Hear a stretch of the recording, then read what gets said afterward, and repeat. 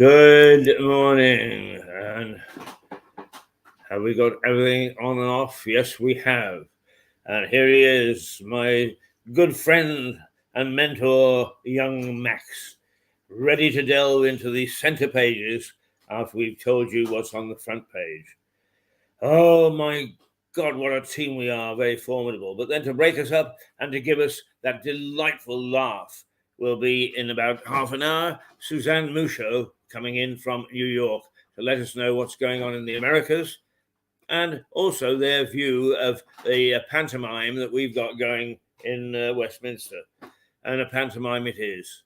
Goodness gracious me.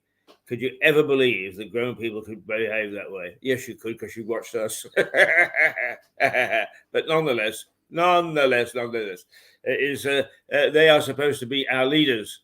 They are supposed to be people leading us and showing us the way. We here, all we do is reflect various things, have a giggle over them, and get some comment. Okay, some of it can be acerbic comment, enough to upset the big boys and to get people. Or actually, it isn't. It's the algorithms or the logarithms or the do-gorithms or something. Yeah, the algorithms have picked up the fact that somebody complained about us. Well done. I don't blame them. Somebody's bound to complain. I think we only got a 24-hour ban from Facebook, but next time we get reported, it's going to be a couple days, and the next time it'll be. Well, the thing is that what we're doing is that if it happens, is we're objecting to it. Well, can I just let me just explain to them what it was? Was we got blocked, and it said you can't post anymore. There was one sentence, and it said you have been reported for abuse. You cannot upload. That was the only sentence, and there was one button on the entire screen, and it was OK. That was the only button you could click. Every time you clicked OK, it would kick you off of Facebook. Yeah, they gave us no reason.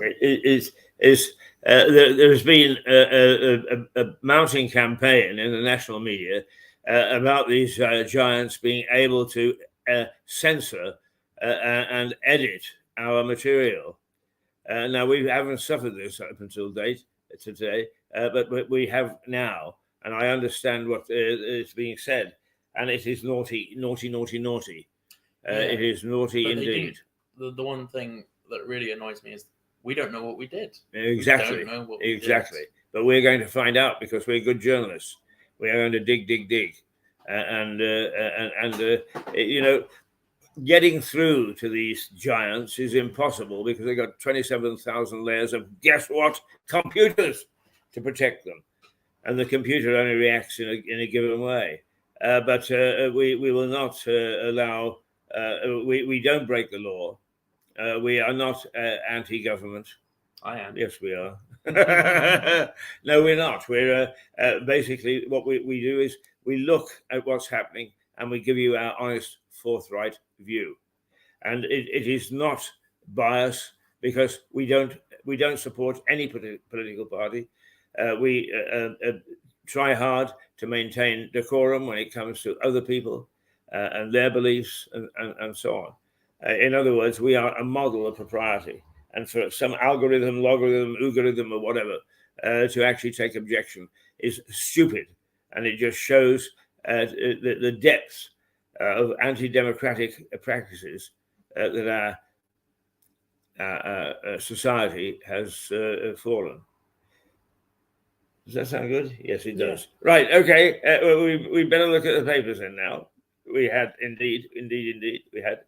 And it's a Meltdown Monday or the race for number 1, or number 10, rather.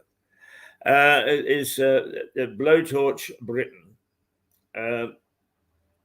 That's the headline in the Mirror And what they're saying is that we really, the temperature is hot, but it's meant to be a double entendre.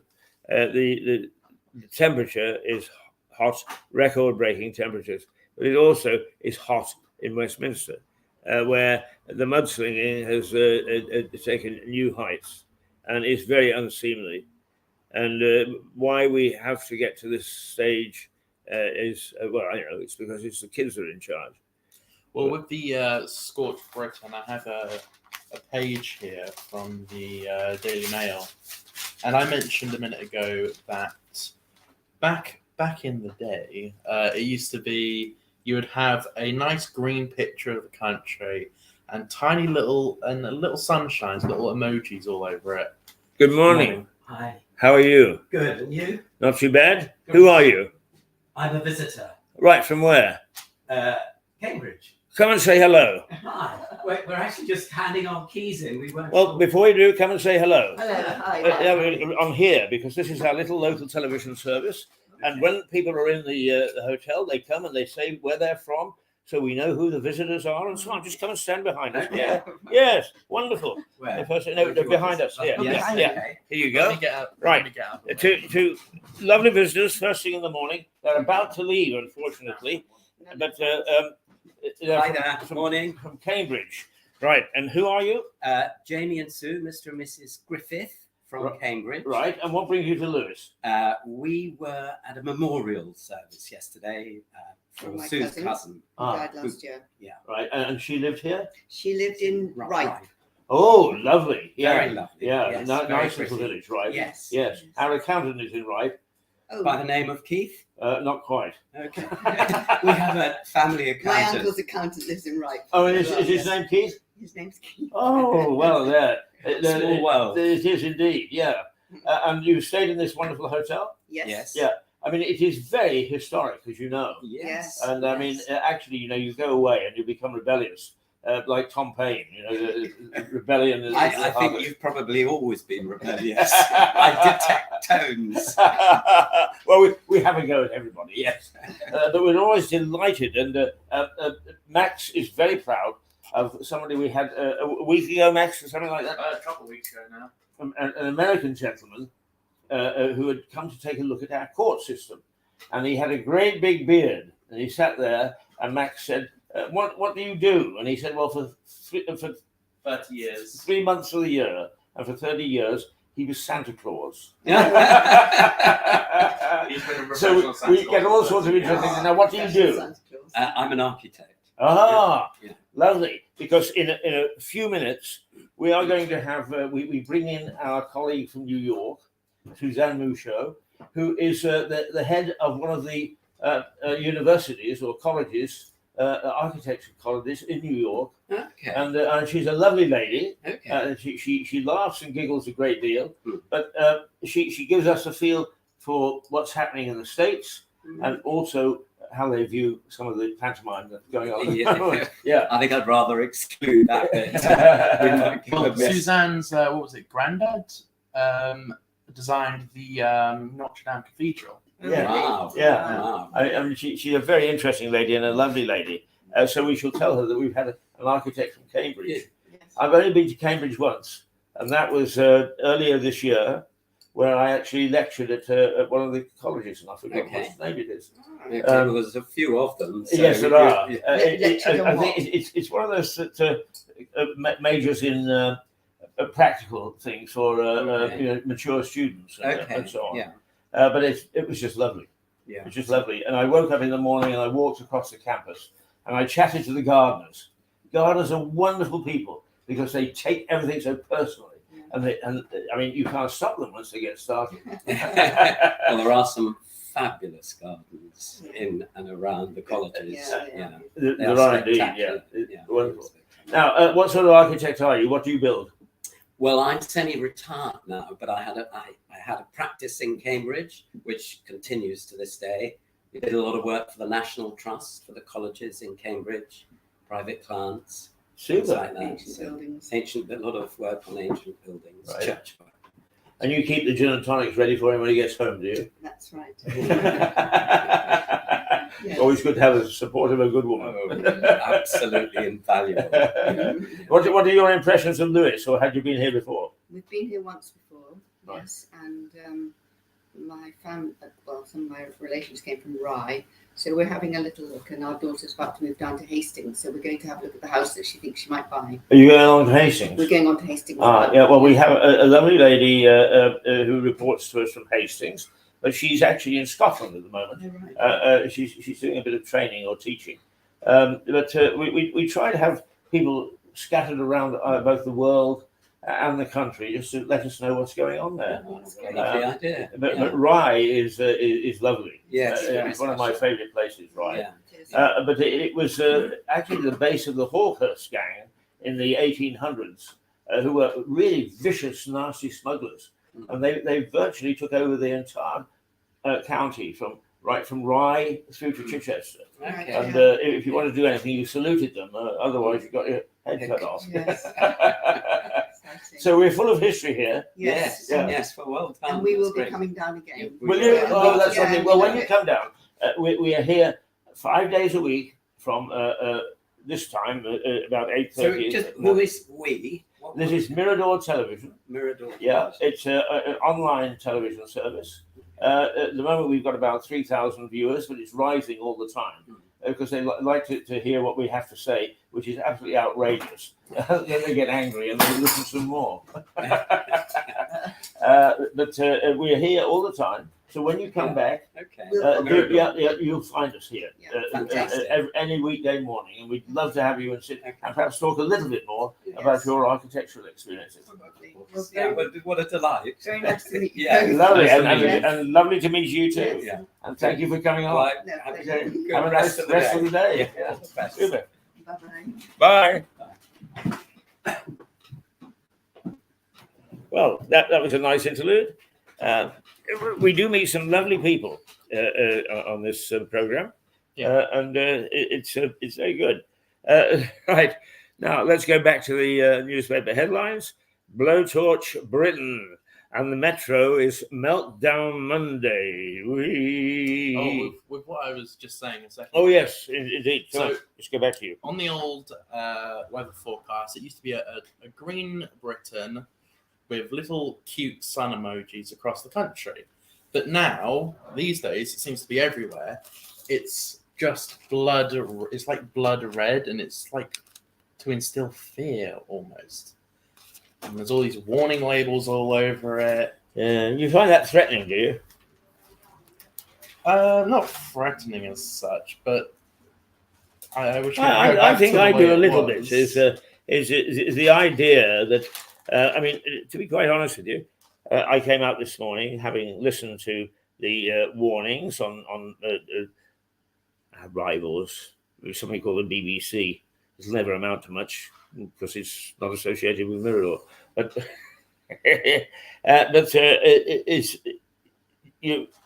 deaths are going to occur, people are going to die, and so on. So, and I thought, well, this is a bit extreme, and I'm sure that it's true of parts of the country or certain people who have got medical conditions. But generally speaking, I don't think that we're all going to collapse in the street, so that sort of thing. And you're right to point it out. Is blood red, is dire warnings, deaths at the doorstep. Actually, I don't find it like that. Do you? I don't like this. I like it when it was like everything. I don't know. Everything used to look quite nice, and Yeah. everything seems to have just been Descended into purposely yeah, ugly. yeah, Yeah. right. Yeah. Right, you are. Right, you are. Even, Right, even you with are. architecture, Sorry. even with architecture, actually, like you look at old historic buildings and they're amazing, and you look at the buildings now, they're just concrete squares. Yes, that's right. That's right. Must be very careful what we say, in case Suzanne takes us to stars. Right. Okay. Anything more that you've got to say on that? No, other than the fact it's going to be 39 here in East Sussex and West Sussex. Right. Okay. So Meltdown Monday. And that's the Metro, and in fact, it's going to be 40, 40, possibly over 40 in the rest of the country. And I did my rough converter, and that puts it up into the 90s. No, 40 is 105. Well, 105. There we go. hotter than the 90s. And the sun, it says it's going to be 41 degrees, hotter than the Sahara, says the sun. I can imagine that it's not too many places that are hotter than the Sahara. If that's true, I'm very much looking forward to going to the beach tomorrow. Right, but I mean, so many people, as you point out, there's another photograph right next door to the one that you just showed, with hundreds and thousands of people all crammed onto the beach. Is where do you find space? You don't really, and it is kind of a worry with stealing people possibly stealing your bags. Usually, when I'm with my friends or even if I'm alone, I make sure to put my bag near a family, just to be like, and I'll mention maybe, oh, I'm leaving my bags here. No one else is around. You just keep an eye on them if you're not going in the water. Yeah, and people are pretty good. Yeah. It is hotter than the Sahara. And now I have flown over the Sahara, I think, 6 times over the Sahara. I've not been into the Sahara. But one of the interesting things is that you look down and you can see river gullies and streams. And a lot of people don't realize that there is a prime example of climate change, is that it was once, North Africa was once very lush. And the only reason I found this out was like 1,000 years ago. Well, that's not man-made climate change either. That's natural climate change. Well, whether it's natural or not, it just shows what can be. Oh no, that was 1,000 years ago.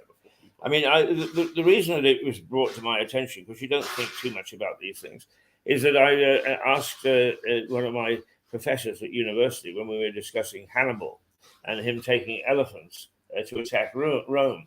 You know, famously, he took his elephants right across the Alps and attacked Rome with them. And they were sort of the modern tank or the ancient tank. But I said, where on earth did he get his elephants from? And it was pointed out to me that they were indigenous to North Africa in those days.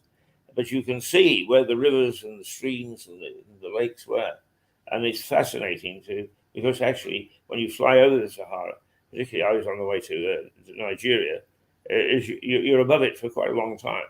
It is vast when you fly over it. So it's hotter than the Sahara. As indeed, I can understand that. The Guardian, red alert, ferocious heat wave set to send temperatures beyond 40 degrees. You're absolutely right. They are. Does it say anything special about them? Passengers have been urged not to travel by train today, but the Deputy Prime Minister has said schools shouldn't close. You can't make it up, can you? You shouldn't close the schools, but you shouldn't also travel on one of the means of transport to get there. Yeah, that is a bit stupid, but it messes it up for the parents as well. Like when I would have a day at school, it would, because my mum was working all the time, it would mess up her schedule. Yeah, she absolutely. would have to call in sick or get a day off. I wouldn't have left you at home alone. He's a little scoundrel now. Can you imagine what he was like when he was 12 or 13? Oh my god! Oh my god! At 12 years old, I decided it would be a good idea to put a knife in the toaster. Oh god! I didn't know what would happen, so I was like, well, I guess I'll find out now. Did he buckle the knife or did he buckle the toaster? Or both? Me.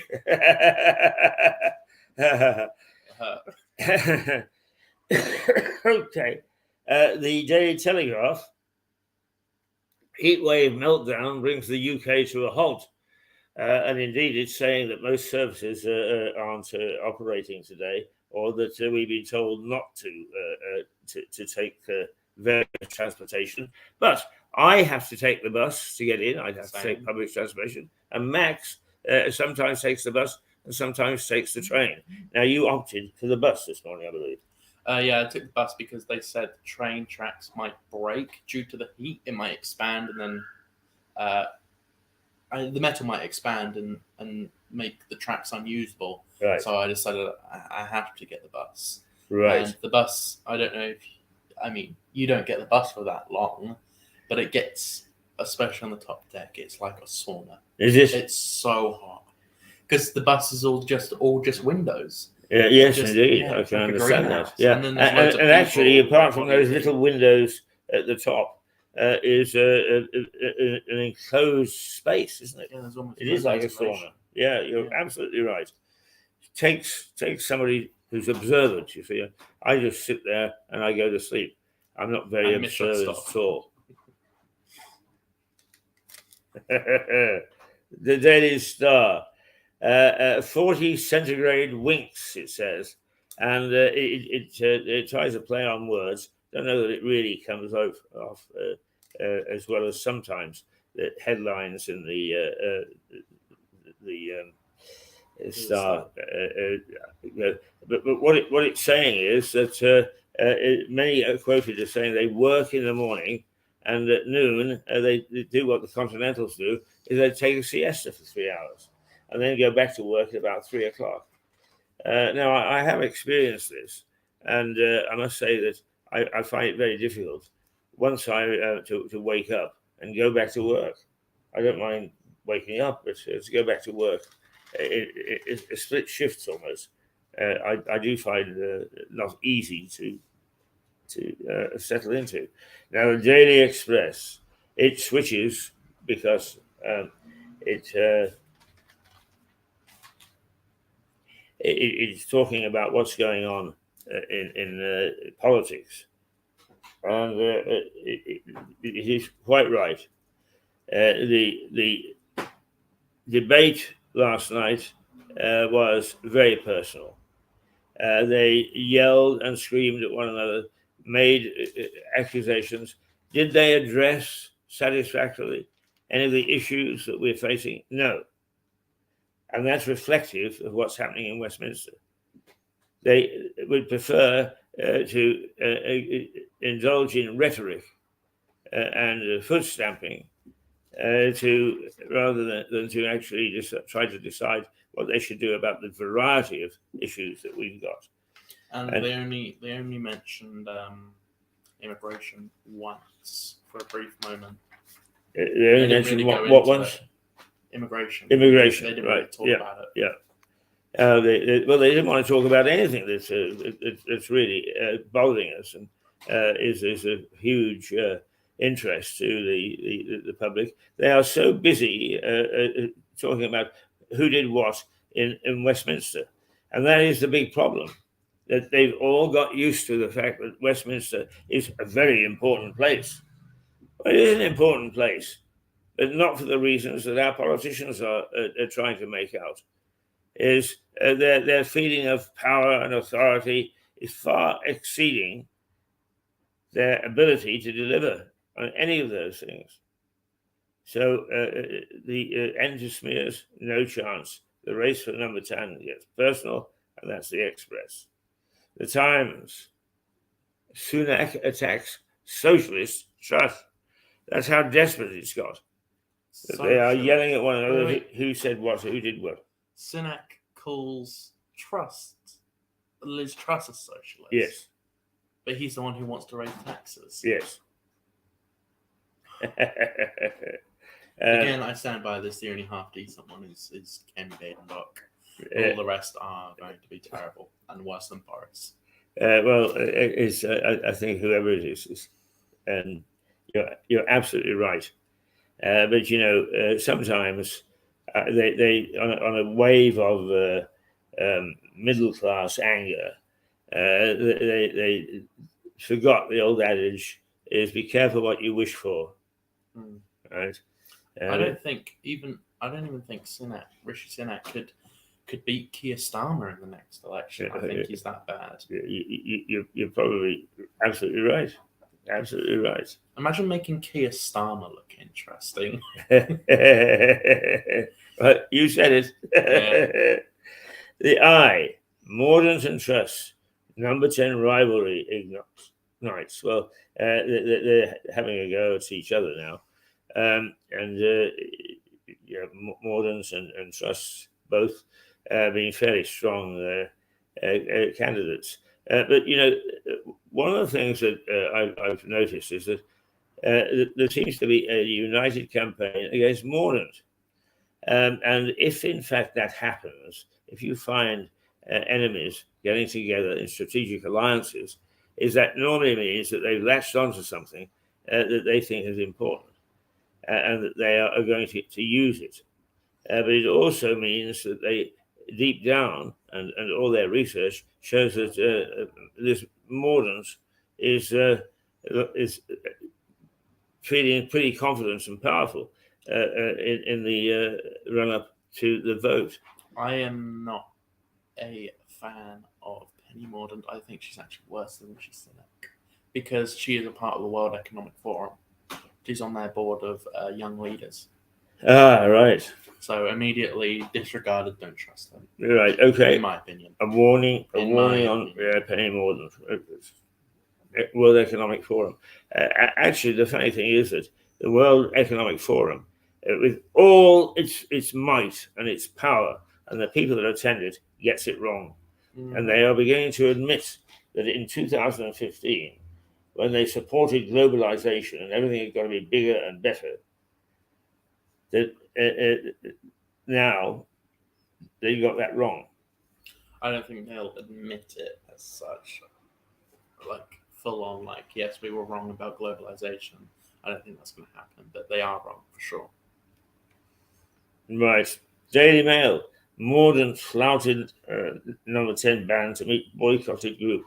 Who gives a frig? Do we care? It's getting back to the ice cake, isn't it? I really think that's a retrograde step.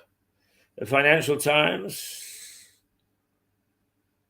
normally pretty sensible. The FT leads with the story about how the Bank of England is resisting government plans to deregulate London's financial sector. Well, now the whole point is, are you a Tory or aren't you? Because deregulation is certainly a Tory platform, I would have thought. Yeah, you would have thought. It doesn't seem like some of these current front runners are big fans of it. No, you're absolutely right. Yeah, absolutely right. Okay, we've beaten our gums, as the Jamaicans would say. We've beaten our gums. Let us take a little moment or two with the potter's wheel, and then we will be back to you.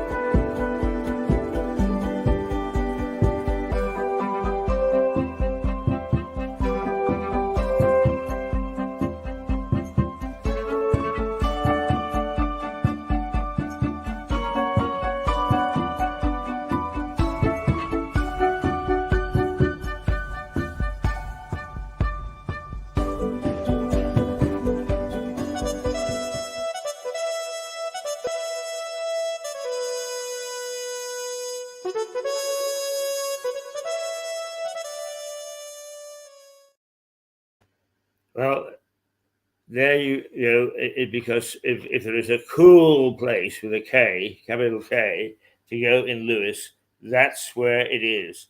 It's a lovely park. It's got plenty of shade, and you can sit there. Dogs are not allowed, and what else? Football games, ball games are not allowed. So you're able to relax, and nicely so, right in the middle of Lewes town centre. And who can ask for anything more? All right. There. Look, wonderful Jane has brought me a glass of gin. And thank you, Jane. No tonic, by the way, next time. She's got a lovely, lovely smile. And guess who has appeared on the scene? Aha.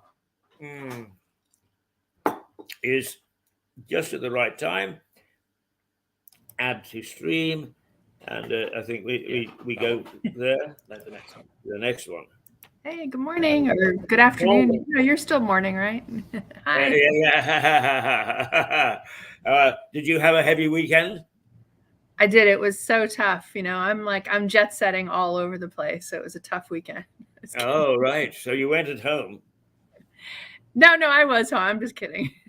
Oh, well, I would take any kidding you make in that direction, because actually last evening I went and had sat out in the garden with the lady that I liken you to, and in fact you were the topic of conversation.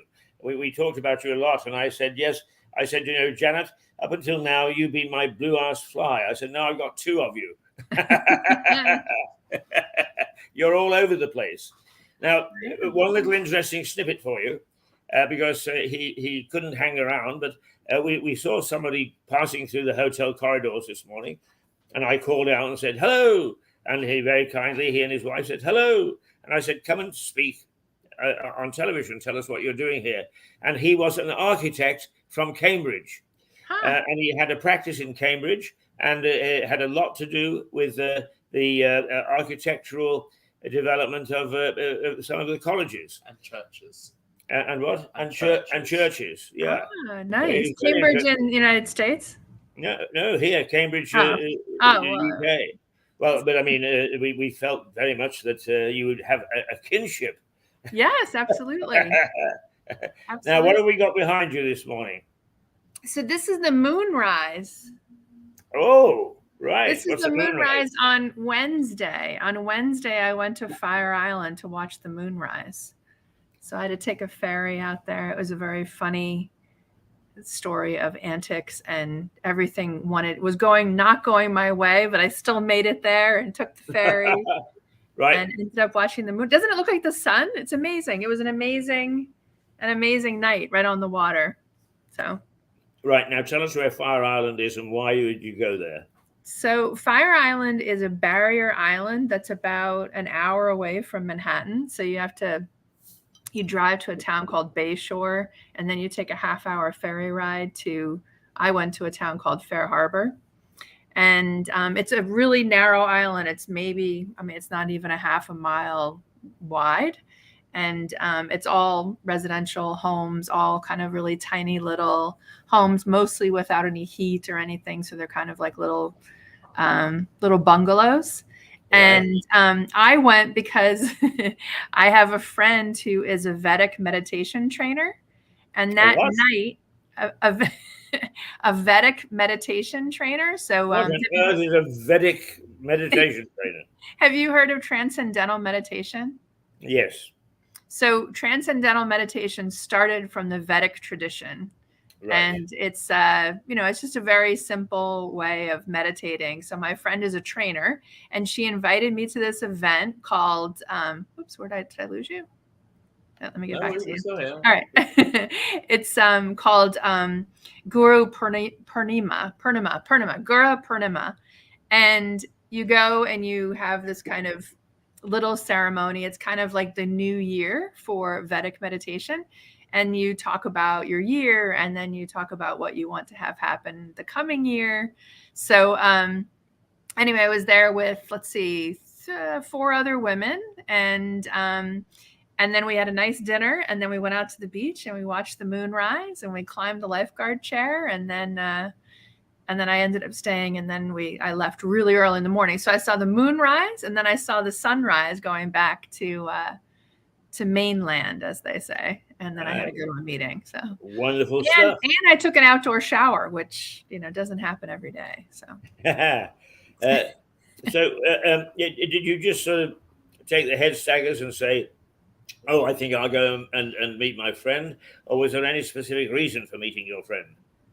Yeah, she invited me to this big event. So I joined in the event. I also meditate every day. So yeah. Oh, so you weren't there just by accident when this happened? No, it took like a lot of doing. It was really funny because I had all of these meetings, and I had them stop at a certain time of the day, and then more meetings cropped up, and I said, no, I have to drive out there. So then I drove out there. I had to park my car, and I was kind of worried that my car wouldn't be there the next morning, but it was there. Nobody took it. Nobody took my car. No, nobody. I didn't even get a ticket either. So Wow. And I know. there were hundreds and hundreds of other Vaticans there to watch the sun meet the moon. That's right. That's right. I know we were all standing there howling at the moon. Yeah. It was super beautiful. It was super beautiful. So Oh yeah, I mean it looks terrific. Is that a photo you took? that's a photo I took. Yeah, that night. Yeah. Haven't you realised yet?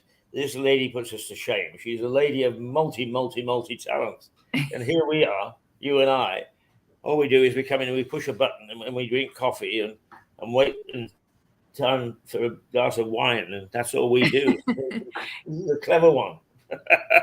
Well, coffee sounds good. I haven't had my coffee yet. You know, it's 4:00 in the morning here in New York City. Yes, I know. I know. We are just absolutely gobsmacked that you're prepared to get up. And I have to say that Melissa is also on a Friday doing the same thing. And you're becoming very, very popular. Thank you. Because, you know, the one thing that mankind does not lose is a thirst for knowledge, a thirst for feeling, what is around him, what he's part of. And much as we can complain about computers and so on and so forth, there is still this feel that human experience is really worthwhile. And you are very, very graphic in the things that you do. And Melissa, apart from the little card that she has for stay calm in case we get onto politics, it's very similar. So Mondays and Fridays are great favorites because we go to the United States. In the other 3 days, Max heads up a program on a Wednesday. Tell us what it's about. So me and Stuart do the show in the morning. We go through the headlines, and then we argue for quite a bit because we disagree on a lot. It's usually the other way around with these generations, but he's very liberal and I'm very conservative.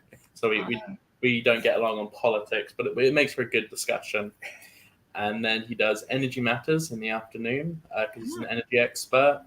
And then we argue a little bit more and maybe have a guest on. We usually have a guest on, yeah. Nice. That sounds terrific. Well, Yeah. I have to tune in. It is a little early for me normally. Yeah, I so, will try to tune in on another day so I can hear it all.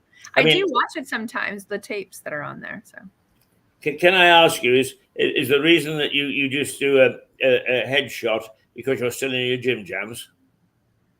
no, I have a shirt on. You see, you can kind of see. I have like a Ah, proper right. shirt on. I mean, I might have shorts on. Oh.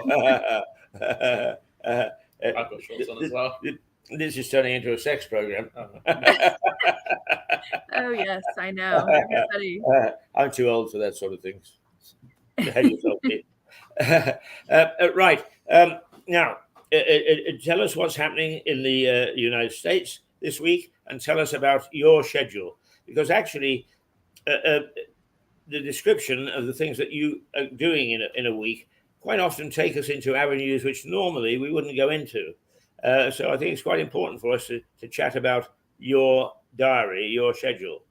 Okay. Yeah. Well, first of all, have you heard that J-Lo got married? This is big news in the United States. Do you know who Jennifer Lopez is? Oh, yes, I saw that this morning. Yeah. Yeah, Jennifer Lopez. And the chap, I recognize the chap that she's married, Yeah, Ben Affleck. Ben Affleck. Yeah. Yeah. So they were So, dating. They were dating it's like, been I don't know, long-term 20 years ago.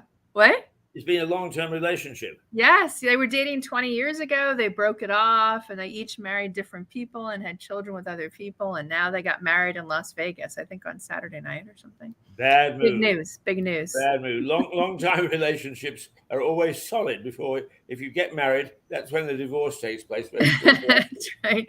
Marriage. These celebrity marriages don't tend to last very long anyway, especially I if know. it's celebrities together. That's true. That's true. They seem to want to have it low key though, so that's a good sign, right? It's whenever they want those big Hollywood weddings that you worry a little bit more. But so that was big news this weekend. We woke up to finding out that they had gotten married in Las Vegas, at like an Elvis chapel, which is, every woman's dream. So Oh, really? I'm just kidding. I don't think I'd want to get married in Elvis chapel, but today I have a great day planned for myself today. Today I'm meeting with a friend of mine who is the head of an opera company called Teatro Graziella, and they did a beautiful outdoor opera in New York City. I think it was early June, and it was gorgeous. It was down in Battery Park. I think I told everybody about that. He was the head of that. It was a version of Romeo and Juliet. And so I'm meeting him for lunch because we're going to try and figure out if there's another way that he could do an opera in our campus on Long Island, maybe. And our students did the animation for him. So he kind of goes to these different locations around the world, and then he does customized projection mapping. And our students did the animation in June. So hopefully our students will get another opportunity. So Right. Do you keep these things in college and university? I mean, the animations, I mean, could you show them to us? yeah, I can send you, I have a little video of it and everything, so you can see what the students did. It was 30 yes. minutes. Yeah, it was Really? 30 We would minutes love of to. Yeah, we custom could have it. animation. Yeah, Yeah. okay, definitely. Yeah. For next week. Yeah. Yeah, And the we could. music is In fact, beautiful, we could play it while you're with us, and then you can tell us all about it. Okay, sure. Yeah, Yeah, that'd be terrific. That's wonderful. Wonderful. Yeah, it was quite interesting. He his name is Stefanos Koroneas, and he had very specific ways that he wanted the animation to be done. And then the students also did filming of the actresses and the actors, and that was also projected. It's pretty cool. So I'll definitely provide it. But that was a complete complete luck that I connected with him, because New York City is doing this thing called the Festival of New York. And it's supposed to be about New York's kind of reopening after the pandemic. And it was started by two women in Lincoln Center. They came up with this idea, well, what if kind of New York City, everybody and cultural institutions got together and did a bunch of different summer programming and said, New York is officially reopened. And I was at one of those meetings, and Stefanos saw my name and he said, do you think your students might want to work with me? So it was pretty terrific. And then we ended up getting a studio donated by a company called Media Pro, which actually is a company that does all of the programming for football, for soccer, worldwide soccer, so the World Cup and everything. So they donated their studio space in New York City so that the students could film the actors and actresses, and then that ended up becoming some of the projections. So it was exciting to get everybody together, all these different groups from different parts of the world, all in New York City. So yes, and actually that sounds to me like an exciting project. Yeah, it was super fun.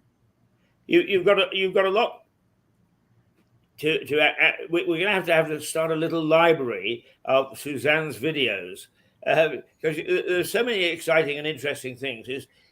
I don't think that it's fair that what we do is we just say to the viewers, oh, well, I did this and I did that, because if we've got documentation of it, we must show them some of these exciting things. And they are exciting things. You really get involved, as opposed to me that just sort of, props myself up against the bar every day and doesn't do anything.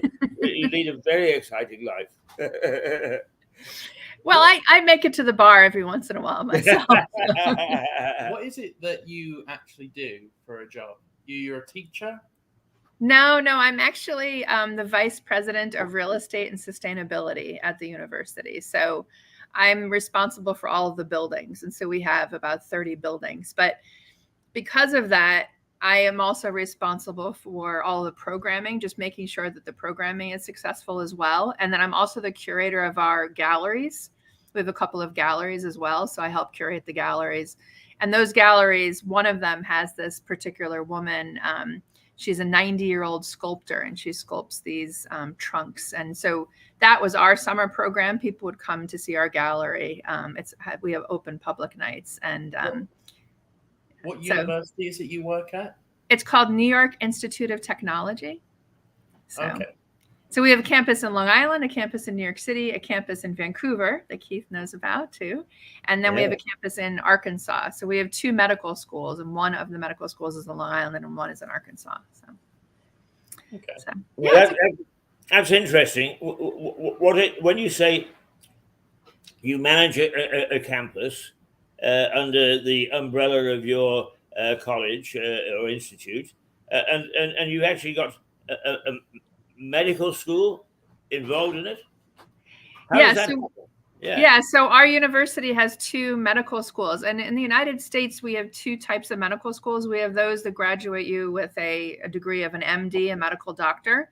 And then the other one is a doctor of osteopathic medicine. So we have that medical school. And the osteopathic doctors have an extra curriculum track that teaches you craniosacral therapy. So they do manipulation. So it's kind of like a little bit like chiropractic medicine within the medical degree. So, and the reason we have one in Arkansas, this is a great story because it's not an old medical school, but Diana Ross's sister, do you know Diana Ross, the singer? Indeed. Oh, yes. Her sister. I once shook Diana Ross's hand. Really? Wow, that's I did. exciting. I haven't watched since. I don't blame you. She's pretty terrific. Her sister was the dean of the medical school, I don't know, probably 6 or 7 years ago for many years. And she started the medical school in Arkansas because Arkansas State University reached out to our university to start a medical school there so that they could start bringing quality medical care to the Delta region. Because Arkansas is, I think, number 50th in healthcare in the United States, which means they're last, So, yeah.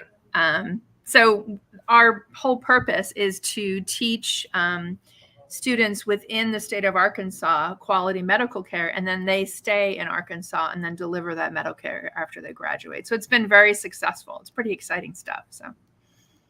Absolutely. Yeah. Absolutely. I mean, I always think of Little Abner when I think of Arkansas. Now, am I right? I mean, Arkansas definitely is a state that has some challenges. It's a state, though, what's interesting about Arkansas is it really is a divided state. So one part of the state is where all the Waltons are, which is Walmart. So, right. Where Little Rock is, that's where Bill Clinton and Hillary Clinton kind of started their political careers and stuff. So there are areas that, what? They were the governor there, weren't they? Yeah, exactly. Yeah. So, they were governor there. That's funny. He was governor, but I think she was really running the show. But no, they were governor. They were governor, exactly. I think that's the right way of saying it. But then there are parts of the state that really there isn't much of an investment in education. Obviously, as I said, healthcare. So it's a real divided state. But I did a talk there once too about water treatment because they had huge ice storms last year in Arkansas, and their infrastructure isn't prepared for those kinds of things, because it never really got cold enough. And so they lost all of their connection to their water systems, and the hospitals couldn't sterilize equipment, couldn't perform surgeries. It was pretty serious. So I did a presentation on water reclamation and water harvesting. What do you mean by ice storm? So, I guess you guys don't get hailstorms and ice storms? Oh, well, we get hail, yeah. Yeah, it was kind of like a hailstorm and an ice storm. I mean, hail is ice, but yeah. So everything was frozen, everything, and there was like a flash freeze too. So they went well below 32 degrees Fahrenheit as well. And they just don't normally get weather like that. So they have to start, what? Is that 0 degrees here? Yes, it's 0 degrees there. Exactly. Yeah. Right. So below 0 Celsius. So. Right. Now, actually, you upset me a little bit because I always thought that ice storm was where ice cubes came down out of the atmosphere and settled themselves in your glass of scotch. Yes, in our drinks. Yeah. Yeah. Well, I mean, that's, we are Americans. So that's what we've done. We've turned a negative into a positive. So. Take that ice and use it as a drink. But yeah, I mean, I actually haven't been to Arkansas yet because when I took this job, the pandemic started. So I haven't gone to see that campus yet, but I will maybe next in the fall or something. Oh, yes, you will. I know. You're my little blue-ass fly all over the place. How did you two meet? Who? You two. It was a blind date. Yes, it was a blind Zoom date. Well, very quickly, in the past, because we've had to change our format many a time, but we used to have a Sunday night meeting of about 9 people to discuss issues of the week. And Suzanne was introduced, I think, by Melissa, was it? No, I met you through Mark Brett Warburton. Yeah. Ah, right, Mark. Yes, is our man here, who is he's an architect too, is he not? Yes, he is. Yeah. Yes, of course he is. Yeah, and Mark, who lives in where's the big jail? Where do they hang people? Because that's where he's from. Not too far along from here, and Suzanne came on and was a participant and a very valued member of about 9 people we would get on a Sunday evening, wouldn't we? Yeah, and it it would was take fun. about an hour and a half to discuss things. The unfortunate thing is on weekends we just don't have or didn't have the resources once the pandemic hit to keep these things going, and also, of course, we had virtually thrown out of our studio because social distancing meant that we couldn't have too many people at any one time. But we've maintained contact with Suzanne, and aren't I pleased that we have? Because you really are a star of Mirador, and your comments and your contributions are terrific, absolutely terrific. I mean, I'm long in the tooth, and I think I know it all, and I don't know anything when I talk to you. All right. Well, I'll keep on bringing the sunshine on Sunday mornings, very early on Sunday morning. Right. Now, just so we can get our palate refreshed, I'm going to take you down to your very favorite park. And what does it have? It has the knotted landscape, right? It has a Knott's Garden. Knott's A Knott's Garden.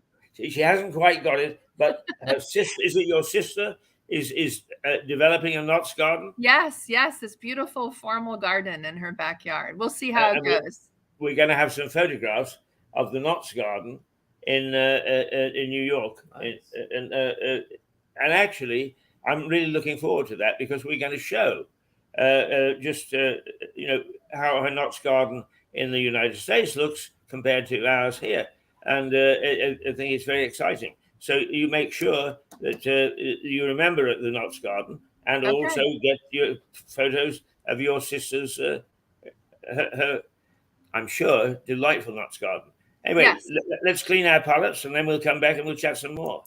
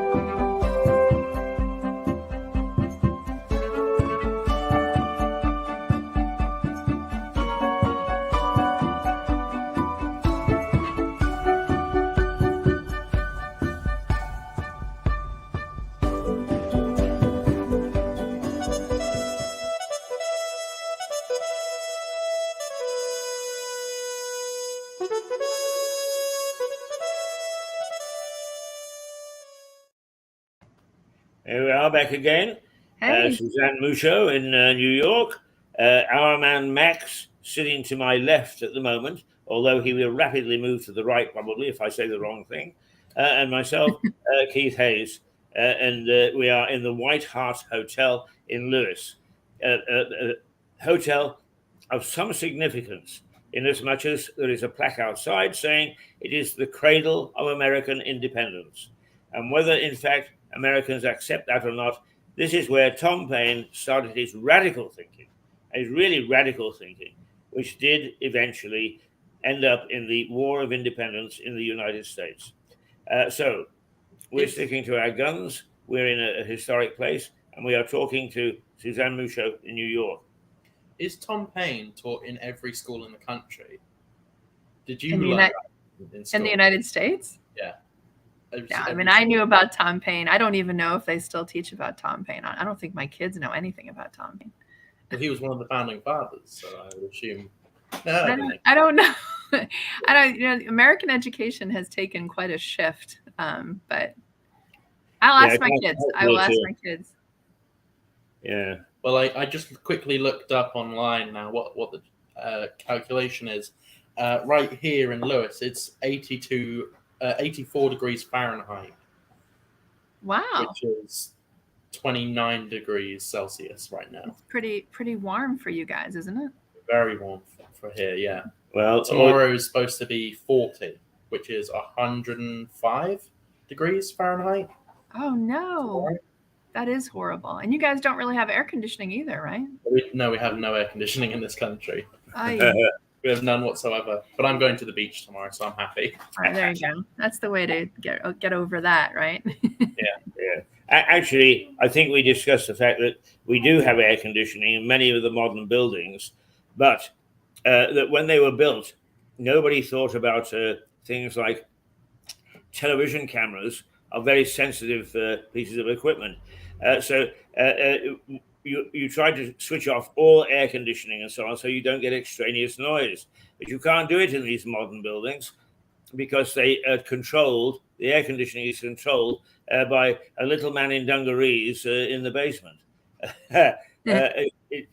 There aren't individual rooms so that you can control them. So I know that you made a note of that, and that future buildings will not have this centralized air conditioning. Or at least air conditioning that can be turned off selectively. Zoned air Absolutely, conditioning, yes, right? That's what yes. you need. 6 police officers just walked by randomly. That was weird. Really? Outside. Well, we are opposite the Crown Court. Yeah. Suzanne, this historic hotel is actually facing a historic court house where a lot of our famous murderers were tried. And one was George Haig, who was known as the acid bath murderer. And this is quite recent. So, I mean, 1948. Well, I say quite In your recent, but lifetime. in my lifetime. And he dissolved his victims, who were wealthy ladies, into acid baths on the basis that if he dissolved them, nobody, and he couldn't be charged with murder. Yeah, he's probably the most prolific British serial killer ever, apart from Jack the Ripper. And it took the jury 12 minutes to convict him. Wow, that long, huh? They had to have their cup of coffee. That's right. Yes, you have to first have a cup of coffee. Right. Okay. Well, we've got to the end of today. What else have you got planned for the rest of the week? Well, I also have other meetings planned for this week. So I'm still working on my new building that we're doing on campus. And I've got some great conversations set up. I'm going to meet with some contractors tomorrow. Oh, I'm also meeting with this amazing architect who has a nanotechnology factory. And I'm going to hear all about what he's up to. He started this whole new factory. His name is Rob Rogers. So I'm looking forward to that, to hearing what he's up to. What is that? And yeah. What's a nanotechnology factory? What is that? Yeah, I don't know. I mean, I mean, nanotechnology is, technology based on the nano-sized materials. So it looks like he's got definitely lots of technology. He works with augmented reality, artificial intelligence, and then this nanotechnology. I have no idea. I just saw it and I was like, oh, that's interesting. And we've known each other. He was at the same firm. We both started at the same firm at the beginning of my career, and so did he. So he has his own firm now. So it should be interesting. Yeah. Nano, as I understand it, is very tiny. Is that right? Very tiny. Yeah. Very tiny. Yeah. So if he's got a nano factory, I mean, what will he be turning out? Well, here let's look. His A name is Rob nanotechnology Rogers. factory. What?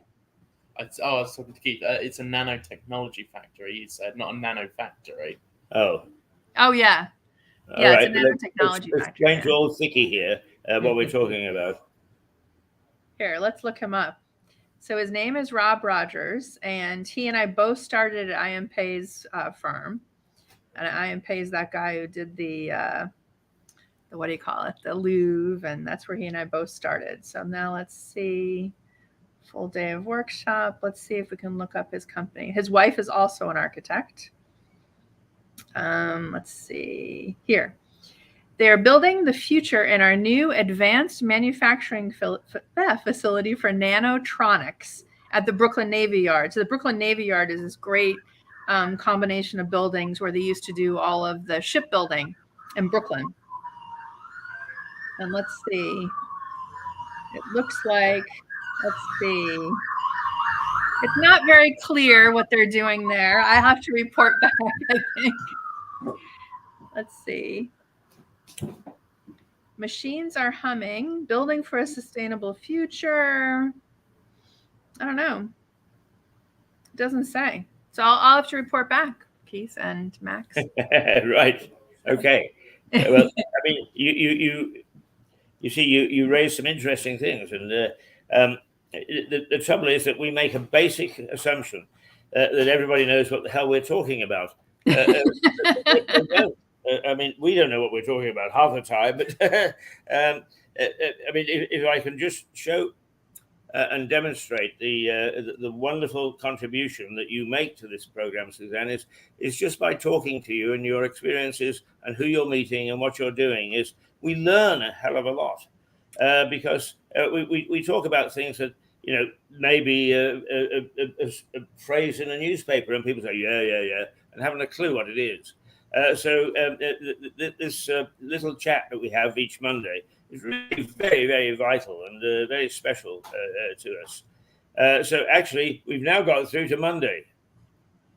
Yeah, that's tomorrow is Tuesday. So I just found out this is what their website says. So combining optical microscopy, computational super resolution, artificial intelligence, and robotics. That's what the place is about. So, yeah. I mean, it's kind of interesting that an architect got involved in this whole field of study. So I can't wait to hear more about it. So, yeah. Now, where do you stand as an architect? I mean, as somebody totally involved in architecture on artificial intelligence, because I actually had on a few weeks ago the head of GCHQ, our spy center. Oh, really? We talked about artificial intelligence, and he said there's a lot on the artificial, not much on the intelligence. Yeah, So exactly. How much reliance do you put on it? Well, I think that there's a lot of really great things that can come out of it. You know, particularly just being able to kind of just make life better. And in many different ways. I mean, I just think about all the different things that we can do with robotics. I think about the things that we can do with food scarcity around the world. I mean, if we start to get really good about this, you know, maybe there won't be nations that are starving. You know, we talked last week about everything that's happening with the famines due to the war, and you know, maybe there's a way of solving some of these things so you don't actually have to be in the countries that have all these things that are available. You can actually be remote and still be able to benefit from the research. I mean, the problem obviously is when, you know, if the machines start to take over us, right? Which I guess is already happening, so it's okay. We already have a robot. My daughter got braces last week. And there's a robot that comes to you in the waiting room to let you know that it's your turn to go see the doctor. And the robot escorts you to your dentist chair. So that's horrifying. Yeah. It's interesting to see how people like really quickly become adjusted to it, though, because even an older woman was also having some orthodontic work done, and the robot came up to her and she was reading a newspaper. And he said, you know, Mrs. Blah, blah, blah, you're ready to go. And so she said, oh, hello. And then she pushed the button on the robot. And then he said, you're going to seat number 11. So she said, okay. And so she just started walking. It was like almost natural for her, which was interesting. So, but how about the reverse? E.T. came complete with automated stuff, could perform miracles, but he found out how to say ouch. And Yes. that's a very human thing. Are we losing the human element by developing these robots that can do all sorts of things but can't actually say ouch? Well, you don't want the human element in these robots. That's the thing. Why? Because they can, well, if they become sentient, they become like humans. Listen. I know I'm a bit old and a bit Luddite, but I come in here every morning and I have a beautiful lady who makes me coffee and comes in and it beams at me and lays it out and we have a little chat and so on and so forth. How many thousands more go in, they don't see anything but a metal thing, push button A, and they get their coffee and they go to their desk? How sad for them. How very sad. Mm-hmm. Ouch. Yeah, that lack of human connection. Although it is really cool to watch a robot make your coffee. There are some robot cafes in San Francisco that are terrific. But there's always a human. What? Bet you the robot doesn't flirt with you. No, the robot does not flirt. Well, actually, I do think that they sometimes program the robot to say nice things to you. Actually, it was so funny. I have both Siri on my phone and we also have Alexa in the apartment. And I accidentally said, Alexa, thinking I was talking to Siri, could you set a timer for 10 minutes? And then Alexa and Siri both responded, we'll see who beats who or something like that. It was hilarious. I was like, what? Anyway, so there was like a dueling timer. They actually did exactly the same amount of time. Well, I don't understand Siri and Alexis and the rest of it. So actually, quite by accident, I pressed the microphone on my phone the other day and then sent off an email, which I thought it was the transcription of a drama on television that it actually filled my email. I had no idea that that's what I'd done. And the person at the other end said, what the hell are you talking about? Never mind. To human is whatever. Well, I Right. like using that microphone, the voice to text thing, because I struggle with spelling because of my dyslexia. I just talk into my phone and it writes me a sentence. I even say full stop and I even say comma when I want to put a comma in, and it puts the comma in for me, not the word. It's great. It's really helpful for me. Yeah, don't misunderstand. I understand that we've got to move forward. But I wonder if what we've got to do to some extent is, for instance, in Suzanne's university, I wonder if there should be somebody who gives a lecture once a week on the peculiarities of man and some of the silly things that we do and silly things that we're likely to do. That would fall under the philosophy department, I'm sure. Do you think that they do that in philosophy? Yeah, probably. I don't know, but I think I want to teach that class. Yeah, that sounds like It sounds like my kind of class. Sounds exactly your sort of class. That's quite right. I think you just came up with a great idea. I'm going to pitch it immediately to the arts and science. What's your governing body called?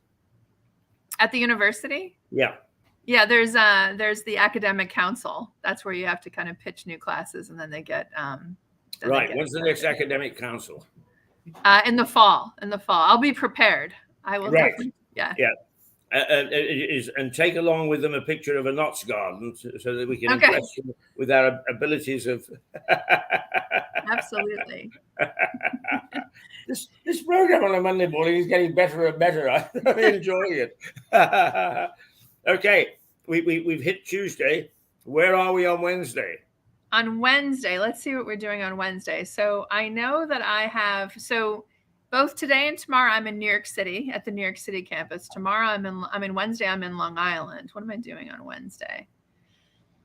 Oh, actually Wednesday, you know what we're doing on Wednesday? It's kind of cool. I've been working with the admissions department to try and curate the first visit to the campus when you're trying to encourage students, prospective students.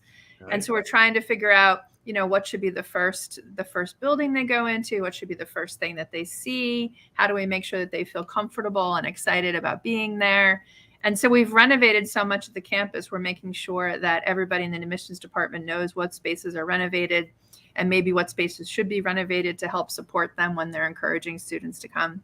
So I've been looking forward to doing this because, having worked in so many museums, I love kind of curating that visitor experience and giving them ways and reasons for wanting to stay, so. Yeah. Now, if I walked in tomorrow and you looked me up and down and sort of said, well, this old buffer might just prove to be a good student, which I wouldn't, but nonetheless, let's say that you assume that. What do you do with me on these days? Yeah, so they kind of first bring you into a room where they kind of orient you a little bit. They used to be these really, really big groups, but of course, because of the pandemic, the groups are much smaller now, which I actually think is better. But they have small groups. They tell you a little bit about the university, and then they take you on a tour. This is where you'd be taking classes. So if you're going to be an engineering student, they bring you into the engineering building. They have you meet some professors. We have a pretty cool innovation center where we do a lot of work with NASA. So those engineering students would see that. And if you're an architecture student, you get to go see our great building. We have a terrific building down to the south of campus where we have a huge fabrication lab with 3D printing and laser cutting. And so you kind of get to see all the resources that are there and meet the professors, maybe meet other students and see the facilities. And so our campus is a commuter campus, though we don't have housing. So, most universities, like my daughter's going to a residential college next year. So that's part of their tour to go see the dorm. So. Right. So she actually goes into residence. Yeah. She's going to be living there. Yeah. It's the one stroke against your college because actually the what do they call it? The social side of things is just as important for students, I think, as the actual learning side. I completely agree. Let's start with We'll start with a little tent colony on the top of the building. How's that? Yeah, that sounds good. Well, we did during the pandemic, we created this committee with students, faculty, and staff, and all of them kind of say, what is it that we need to do? Understanding it's a pandemic, how do we still make you feel connected to the campus? And every student, without exception, said that they needed spaces to be with their friends, to still make friendships, even though, they're not on campus as often, So that was good things to learn, They're like, we'd like to meet and make friends in rooms other than classrooms, We need more social spaces, more outdoor spaces. And that's true about every campus. I did an article in Fortune magazine. I wrote an op-ed that was featured in Fortune magazine about how important outdoor space is and convening spaces on campuses. So it was kind of cool. Now you're going to have to tell the governing council when it meets in the autumn, we need half a day to go over all our ideas that we want to present to them. I know. I think they probably think I have too many ideas, but it's okay. Never too many. Never, ever too many. That's the way that I feel, But. Well, the thing is that you bring an energy and a buoyancy to everything that we talk about. I'm personally convinced that we have come up with at least 24 ideas now since you started coming on this program, all of which have merit. And so what we've got to do is we've got to find a governing council such as yours that are prepared to give lots of time to consideration of these ideas. Absolutely. I'm going to start talking to them about it right away. And then I have on Thursday, I'm going to give an architect from Chicago a tour of campus. Now, who's the architect from Chicago, and why do they merit a tour of the campus? So they had reached out to me last year or so about wanting to meet me and to potentially do work on campus and things like that. And so then I met them when I was at the conference in Chicago where Obama spoke, which was a great a terrific conference.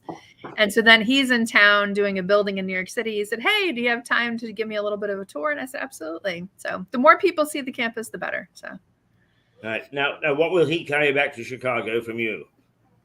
What will he take back? Other than just a great experience? Well, I think the whole point is for him to then talk about the university and say what we're doing there, which is important. And it would be great if people knew more about our college. But it's also one of the other things that we're really committed to is sustainability. So we're doing this new water treatment plant on campus. We're doing a geothermal well project. So it's important for people to see that those projects are possible so that we can start changing the world a little bit. So. Seriously, what sort of network do you have amongst various universities? I mean, we here are quite proud of the fact that we probably got that have been touched by Mirador, perhaps a couple of hundred journalists and people such as yourself, experts and so on, scattered around the world, and which we're able to share ideas and bring them in and so on. And that network is invaluable because, I mean, it's strangely enough, I just saw something pop up here that I've got a note from a lady in Armenia, which is, one of the dicey areas for the Russian invasion. And we actually play from time to time. She and her sister are quite remarkable. Her sister actually came second or something in one of these talent shows. I forget what we call them. But, Britain's Got Talent, but it's yeah. Talent. Yeah, but the lady that I know actually writes the lyrics, and here they are in this funny little country, Armenia, where even the tourist chief says all we've got is to sell is churches. But we sort of develop a good relationship, and we're able to, from time to time, showcase their work, and very happy we are to do it. So these networks, in many ways, are very good for making sure that people who aren't necessarily just that involved as we would be gather some information which may actually push them on. So how is your network? How does your network work? Does it take into account that sort of thing? Yeah, absolutely. Yeah, I mean, as Max was saying, I'm not really in the academic department. I'm more in the administrative department. So the administrations of different universities, I mean, wherever I go, whenever I go to another university, I always reach out to the person in my role and I say, "Hey, do you have a minute to just say hello and show me around?" And so, and I've learned so much from other people in my role at other universities where they've already started, major sustainability projects like huge solar arrays, and one university has already implemented an entire geothermal system for the entire campus in Minnesota, which is no easy feat. So yeah, everybody kind of shares information and really, really willing to talk. And then from the academic side, of course, that's how academia even exists, is creating those connections. And we're building this new microscope building, and we plan to have other universities use our microscopes just like we use other universities' microscopes. So that's always very helpful too. But those connections are, like you were saying, Keith, that's the thing that's missing with robots, right? Are those connections. So yeah, when robots start networking, that's when we know we're in trouble. that's when we know we're in real trouble. They did start doing that. Did you ever hear about the sentient AI they made that had started having conversation? They put two robots next to each other and they started having a conversation. And within like a minute, they had to shut it down because they made up their own unique language, which we couldn't understand. Really? Yeah. Oh, I didn't know that. Huh. Yeah, that was freaky. That was scary. They shut it off like within 60 seconds. Now, I'm much more aesthetic. What I expect is, how many campuses do you have? 7? 4. 4. At least in those 4 campuses, there is going to be a Knott's garden. Yes. Yeah. Well, that's the other thing. I'll show you we just did a beautiful project, a beautiful landscaping project. I'll do a little, you'll have some photographs of that too. So. Oh yes, that's great. I mean, you're painting a lovely picture of the sort of things that your particular network of colleges do, and it's so varied. I mean, we think of it's just a building where students go in and they sit in front of a lot of boring professors, and out they come and they take a test and get their piece of paper. But in fact, your universities are real throbbing, vital entities in the society and in the community. Yeah, absolutely. And the students require it too. The students, I mean, they really want to be connected to what's happening in the world.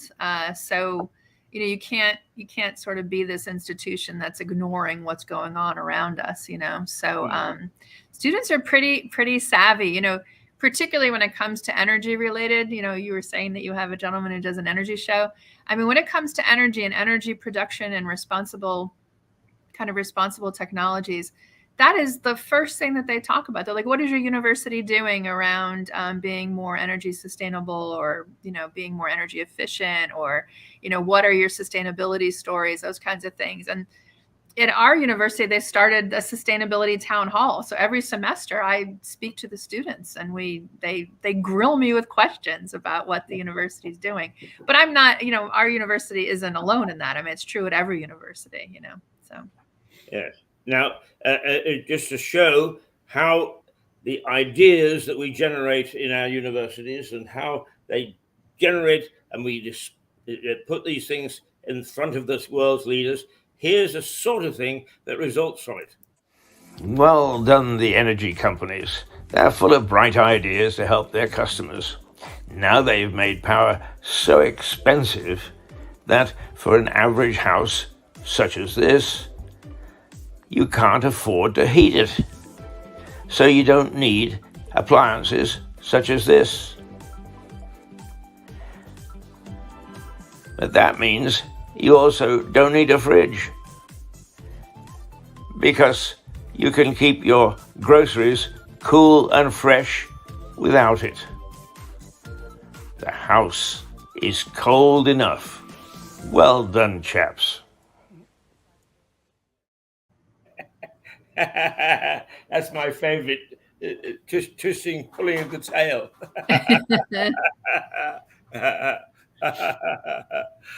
Right, young Max, have you got some questions for Suzanne? Nothing right off the top of my head, no. What was it you did before you were working in this university? Oh, I was working at a company where I was doing the Gilder Center. So I was working at the American Museum of Natural History. And we were building a new building. Oh, now this is something new. We've got a whole new area of development and exploration here. Yeah. I worked there for 5 years. I was at the university, and we were building a new building. And I got to meet, hundreds of curators. And one of the biggest projects that we did in order to build the new building was we had to move 3 million fish. So fish collections, the ichthyology collection. Yeah. So, and they're all specimens in jars with alcohol. It was an amazing project. And they even have a prehistoric fish that actually has arms, a coelacanthus. I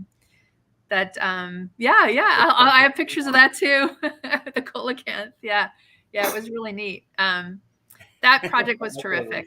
The team was terrific. Everything about it was terrific. It was actually almost entirely run by women, that project. What was the fish called? Look, I have to look this up. A coelacanth. I think it's spelled Coelacanth. Coelacanth. I wonder if I can just pause for a moment and take up your comment just where that this project was run almost by women. Because much as I may be an old Luddite and sort of say outrageous things, which Facebook doesn't like, I'm very proud of one thing that I did, and it was under an American program, actually. It was under a USAID program, and I was the what they call the COP, the chief of party of the Kosovo Independent Media Program in Pristina for 2.5 years. And when I went there, the little unit was completely and utterly corrupt. It didn't know what it was doing, and so on and so forth. And they just passed the jobs from person to person. Everybody knew who was going to get the jobs. And I stopped all that, and I made it an open competition. And when I actually left, there were 21 members of this unit, and 17 of them were women. And those women in a male-dominated society were there on merit, not because they were women. And I was very proud of my ability as an old Luddite and an old journo to be able to achieve something like that. Well, you should be. I think, one of this project, when we did this project, the president of the museum was a woman. The head of all of the capital projects was a woman. The architect was a woman. The structural engineer was a woman. The mechanical engineer was a woman. I was a woman. I was leading the project as the project manager. The lighting designer was a woman. The head of budget and finance was a woman. I mean, it was pretty terrific. I mean, it just doesn't, I'll probably never have a project like that again, nor did I ever have a project like that before that either. So, I do think it's important, though, that they are there not because they're women. Yeah, no, I mean, everybody was just super talented, like supremely talented, just really, really smart, very clear thinking, a job that big. I mean, that was a $400 million project. So, you really have to have a vision of the future. You have to kind of figure out how to get things built, how to make sure the right people are seeing it, those kinds of things. So it was really exciting, but lots of fun projects. When I first started on that job, there's 28 connections of existing buildings to the new building. And we hadn't even started any of the projects around each of those connections. So that was kind of the first thing that I did. And just those projects alone were like in the $25 million range, just the enabling projects. So just to make sure that you could move the collections and then be able to build the building. So that was kind of cool. So now we're taking an exciting journey through the week, and we've reached Thursday. So what's on the cards on Friday? So Friday, I am going to be drawing. I have a lot of drawings that I have to do for the university, and taking a lot of kind of doing charts and budgets and things like that. So that's a less fun day. That's my day of doing all the work that I have to do. That my team isn't that big, so it's right. All right. So Friday, pretty dull day. Friday's a dull day, Yeah, I'll have to spice it up a little bit. What do we do to spark it up? We've got to find a Friday spark somewhere. We just wait for the weekend. Oh dear, you naughty boy. Well, drawing's fun. Drawing is when you get to create. So it's not. Yeah. Okay. Well, what sort of drawings do you do? Well, I'll be figuring out the new building, so I'll be doing that, and so I have to sketch that out with my fellow architects that I'll be working on the project, and so that's good. It's good stuff. Yeah. So you literally draw the buildings that you're going to sort of develop or alter or refurbish or whatever. Yeah, not all of them, but some of them. Yeah, I draw too. Yeah. Well, now you see, we're finding all sorts of things that we can show. I mean, we've got gardens, we've got all sorts of things that you're going to is hailstorms or moonshine or whatever. So can we also have on the list a sample of your drawings? Sure. Yeah. I mean, I'm fascinated by that because it's easy to say drawing, and I do most of mine on the back of an envelope, and I wouldn't show it to anybody. But these are obviously models that are going to be shown and used in the development of these things. So I wonder if we could take a look at those as well. Yeah, definitely. I'd be happy to share. Yeah. They're all on their computer drawings. I draw in AutoCAD. Yeah. Now, we've got you working 3 days for Mirador. Will you please tell the university they can have you for 2? Okay. Yeah, no, it definitely will. I can't wait for everyone to start tuning in, and then we get all of our we need to have sponsors, right? And have commercials and everything. Well, we do. And in fact, I mean, we have had people sort of make noises about it. The thing is that because of the pandemic, and because it took us a while to actually get cracking again, we haven't actually asked for it. But we're just about to start that now because we are getting a very interesting channel together. It's a new concept based on an old BBC television program, but nonetheless, we didn't know whether it was going to work. And it's worked immensely well. The wealth of people that we've got on. I mean, here, quite by accident, we got a chap from Cambridge, architect, just before you're going to come on. So all sorts of good things are coming out. A couple of weeks ago, we had two interesting guys, both dressed in Victorian clothes. One of them had a great big bushy beard, and for the last 30 years, he's been a professional Santa Claus. All right. What are the chances of that? He was from America. He's from Washington, D.C. The other guy who was with him was also dressed in Victorian clothes, and his life story was a little bit more interesting. A bit more controversial. Yes. He had lots of tattoos, including a teardrop tattoo. I'm not sure if you know what that stands for. I don't. Well, I can look it up. You want me to look it up? Yeah, right. It's almost a mafia type thing, isn't it? Yes, it stands for every person you've murdered. Uh-huh. And he had a tattoo of a teardrop. He also had he was bald but had a ponytail. I don't know, but he had a crown of thorns tattooed on his head. Wow. I asked him about the story behind his tattoos, and he said, I had a troubled youth. Yeah, gosh. I mean, one of the interesting things that came out of that, Suzanne, is don't judge a book by its cover. Yeah. Because this man was very articulate and he's very thoughtful in the way that he.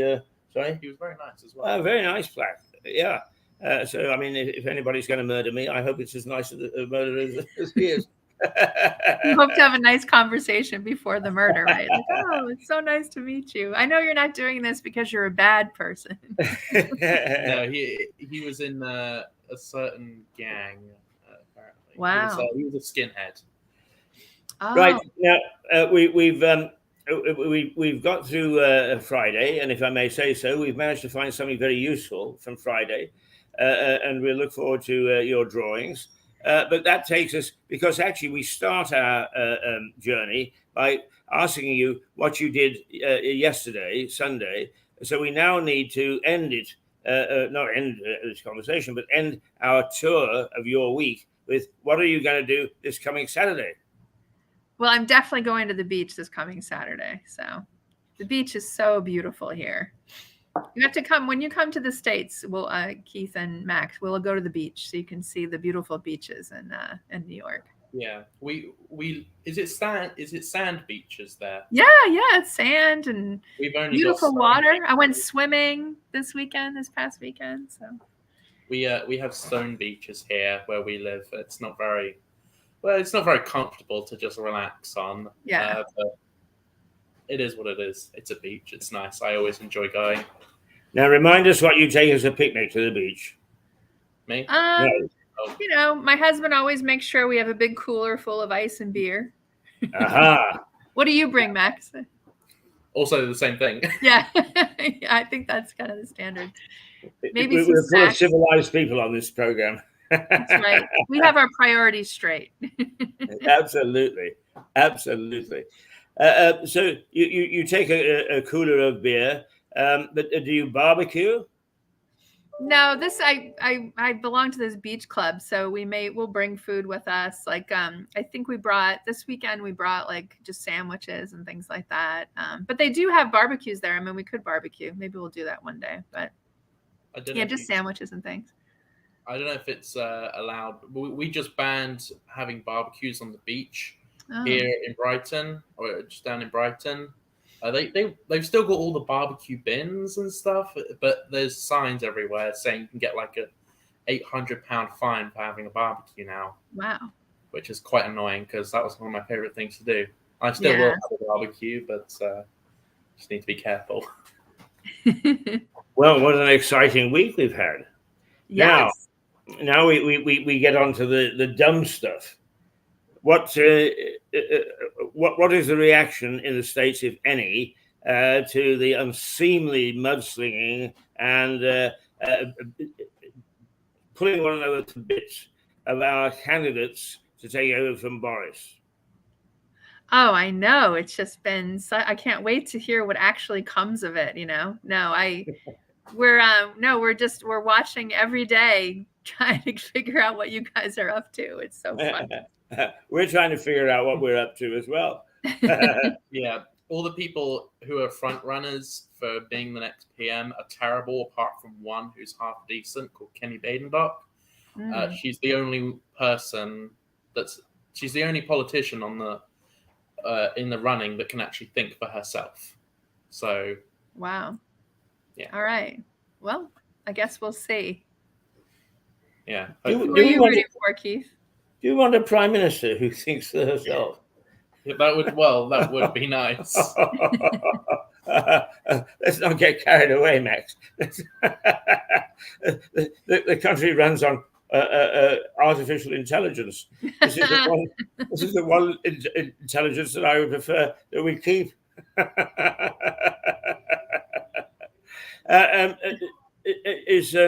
Joe Biden has sort of stepped into a bit of controversy, hasn't he, this week? Can you tell us a little bit about that? Well, I mean, I don't know. I don't know if you've been hearing about all of the most recent decisions that are being made. The most recent decision is that it looks like gay marriage and just marriage in general will now be decided by the states. And it's just, it's as if the federal government has no responsibility whatsoever in the United States. It's such a mess, And then, Biden really, honestly, everything that he had set out to kind of accomplish is being thwarted at every turn. And, just when he thinks he has somebody, we're trying to develop a new bill around energy. And one of the senators one of the congressmen who was supposed to be into it said no. And it's just, I feel like, there's really no way to get anything accomplished in American politics right now, regardless of what you wanted to do, whether it be conservative or liberal. I think it's just everything's at a standstill. Yeah. So, yeah. And he's gone down pretty considerably in his approval ratings as well as his vice president. I think this is correct. He's got the lowest approval rating of any president in current office. Yeah, he has a worse approval rating than Trump did. And from over here, even he looks like an idiot. He seems like a bumbling old. It seems quite sad, actually. It seems like he has dementia. He's forgetting everything all the time. He keeps walking off and forgetting where he is and stuff. It does seem a bit strange. I think that's just how it's being presented. That's just not true. But he has my sympathy. I keep on forgetting what it is. It's a good job that my name is at the bottom of the thing. Otherwise, I'd forget it. You know what I don't quite understand? I have a question for you. Here we elect young, usually like middle-aged or young people. Why does America keep electing really old people to office? It seems like a lot of your politicians are ancient. Yeah, I think, obviously Obama was not ancient. Clinton wasn't really ancient. I think what's happened is, there was an incredible allergy to voting for a woman to become president of the United States. Hillary Clinton wasn't that old, so they voted in Trump and he was older. And then the only way to beat, it appears to beat a person like him is to at least appeal to, I guess, the more acceptable side of how someone appears as a leader. So I think that was an older, white gentleman. So, so that's how I think that's how he was voted. But I will say that I know that Biden's a good person. I didn't feel that way about the previous person to him. And so hopefully whoever is next, they're more interested in the American people versus themselves. So let's hope. Is there anybody coming up on the outside So when is your next presidential election? In 2 years' time? 2 years. Yeah, 24. Right. Is there anybody coming up? Are people beginning to talk about anybody who is likely to be? Or did you not hear Trump announced he might be? Well, that's another kettle of fish. Yeah. But are there young hopefuls? I mean, on the Republican side, DeSantis is one of the other ones. He's the governor of Florida. On the Democratic side, it's Gavin Newsom, who's the governor of California. But I think, it seems like it's going to be Trump versus Biden probably, unless something changes, I don't see Biden particularly running for re-election. I mean, by that age, he's going to be, 84 running again? Yeah. That's a little too old. He's already going to be the oldest president in history. I'm not sure he could do another 4 years. If I'm Well, honest. we'll see. There's definitely, I think there are actually some really good Democratic hopefuls, but you never know. I mean, it's all politics. I was watching Survivor this weekend with my daughters. They had never watched the TV show Survivor, and you learn so much about politics on Survivor and about how people kind of, Good morning, Sally. You're Well, thank you, Suzanne. The lady who actually owns this hotel just came in. She's been away, I believe. Weren't you away seeing your daughter graduate? And our son, yes. A son and daughter graduating. And we're talking to Suzanne Musho, who is on the staff of the New York Institute of Technology, is it? That's and, right. It's very, very much in the architectural department. So there you are. You see, we've already, with Sally coming in, we've got a connection. That was my mom's name, Sally. That's my Really? mum's name. Yeah. Oh, well, there you go. Yeah. Yeah. And her mum's name. Yeah. It's quite unusual, actually. So you don't. I didn't know. It is not a usual name, actually. No. It's a very pretty name, but Yeah. it's not usual. Super cute. Right, now we were talking about Biden and the fact that he's old, but I can't actually get excited about a young Max's view. Is what he's going to be 84. Well, I'll tell you, when he is actually standing, I'm going to be 84. Are you going to be nice to me? Yeah, but do you not think at 84 years old you could deal with one of the most stressful jobs in the world? I do. What? You see? Yeah, I think he's going to be 81. Isn't he 79 now? How old is he now? He's going to be 79. 82 when he finishes office.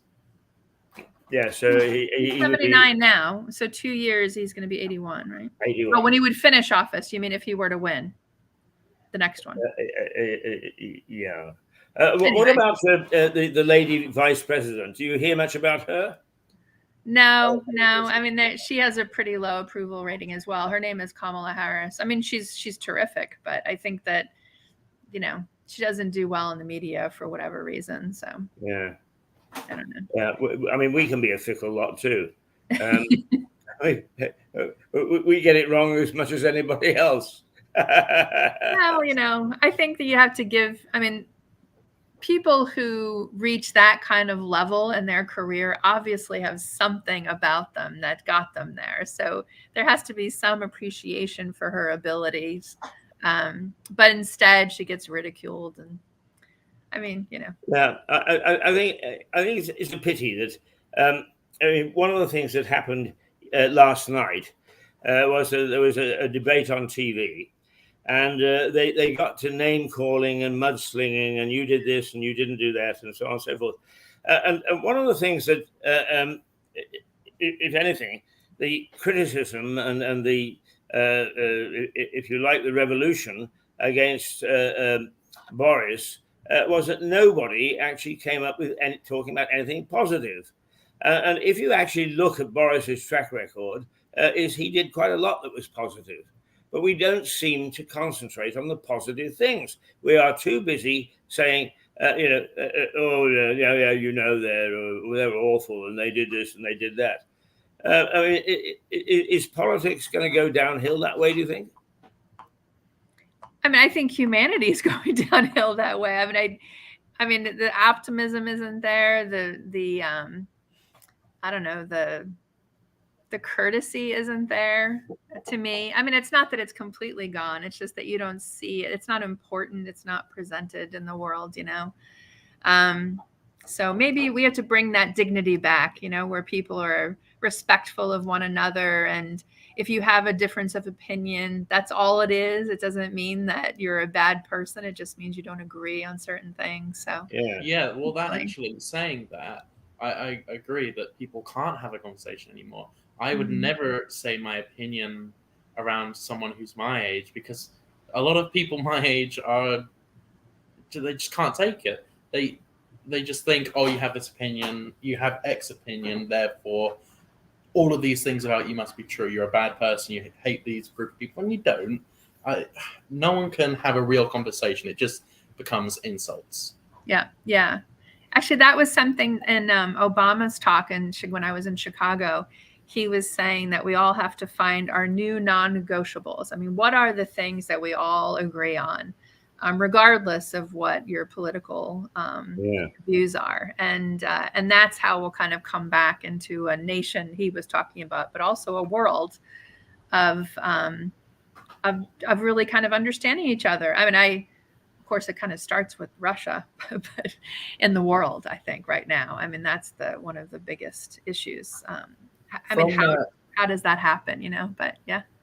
From an outsider's perspective, it looks like America is becoming extremely divided. Would you say that's true? Yes. Yeah. How do you see this, your country reuniting, and will it even? Well, I mean, not obviously, but my hope is that we'll be able to kind of come together on certain things that we, again, all agree on. But, you know, right now, which is not dissimilar from a lot of countries throughout history, the minority, kind of the more maybe militant minority, seems to be really taking a hold of the country. So, but we'll have to fight for those things that we all believe in together, like I said, and it maybe we'll be able to come out of it, you know. But it's an interesting process to see, because the United States, you know, it's not like it's not as if each individual state has kind of its own leanings or its own thinking. You know, every state has a combination of thoughts, you know, so you can't really separate that way if you were to separate. But I guess stay tuned. What was the American reaction to Biden meeting Prince Saud? I think he is Saudi Arabia. Yeah, not so great.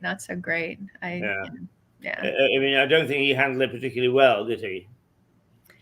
I mean, I don't know if it's really possible not to talk to certain world leaders. I mean, that's something that a lot of people have tried to do. I mean, look, even when Trump was in office, I mean, he talked to everybody, you know, and everybody thought he was crazy. So, you know, we're in a crisis right now, so it kind of does make sense to be talking to people. But then to hear, I don't know. I don't know what to say about that whole thing. I understand why he felt like he needed to go see him, but I don't know if it was such a great idea. But yeah, well, of course, I mean, as Stuart will constantly say when he's on these programs, is that the Vietnam War was the first one to be tried, if you like, by television. And I think from there on in, is whether we like it or not, is not only world leaders, but issues are under the spotlight.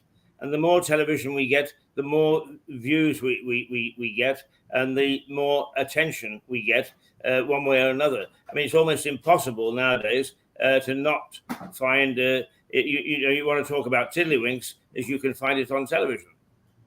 Yeah. Yeah. No, I know. I mean, I think what we're trying to do, what you're trying to do, Keith, is bring back wholesome programming with real vigorous kind of debate that, you know, is respectful. I mean, that's what TV needs to be about. So. Yes, I think so. I mean, it is interesting that we do have we get a lot of stuff from people on Instagram.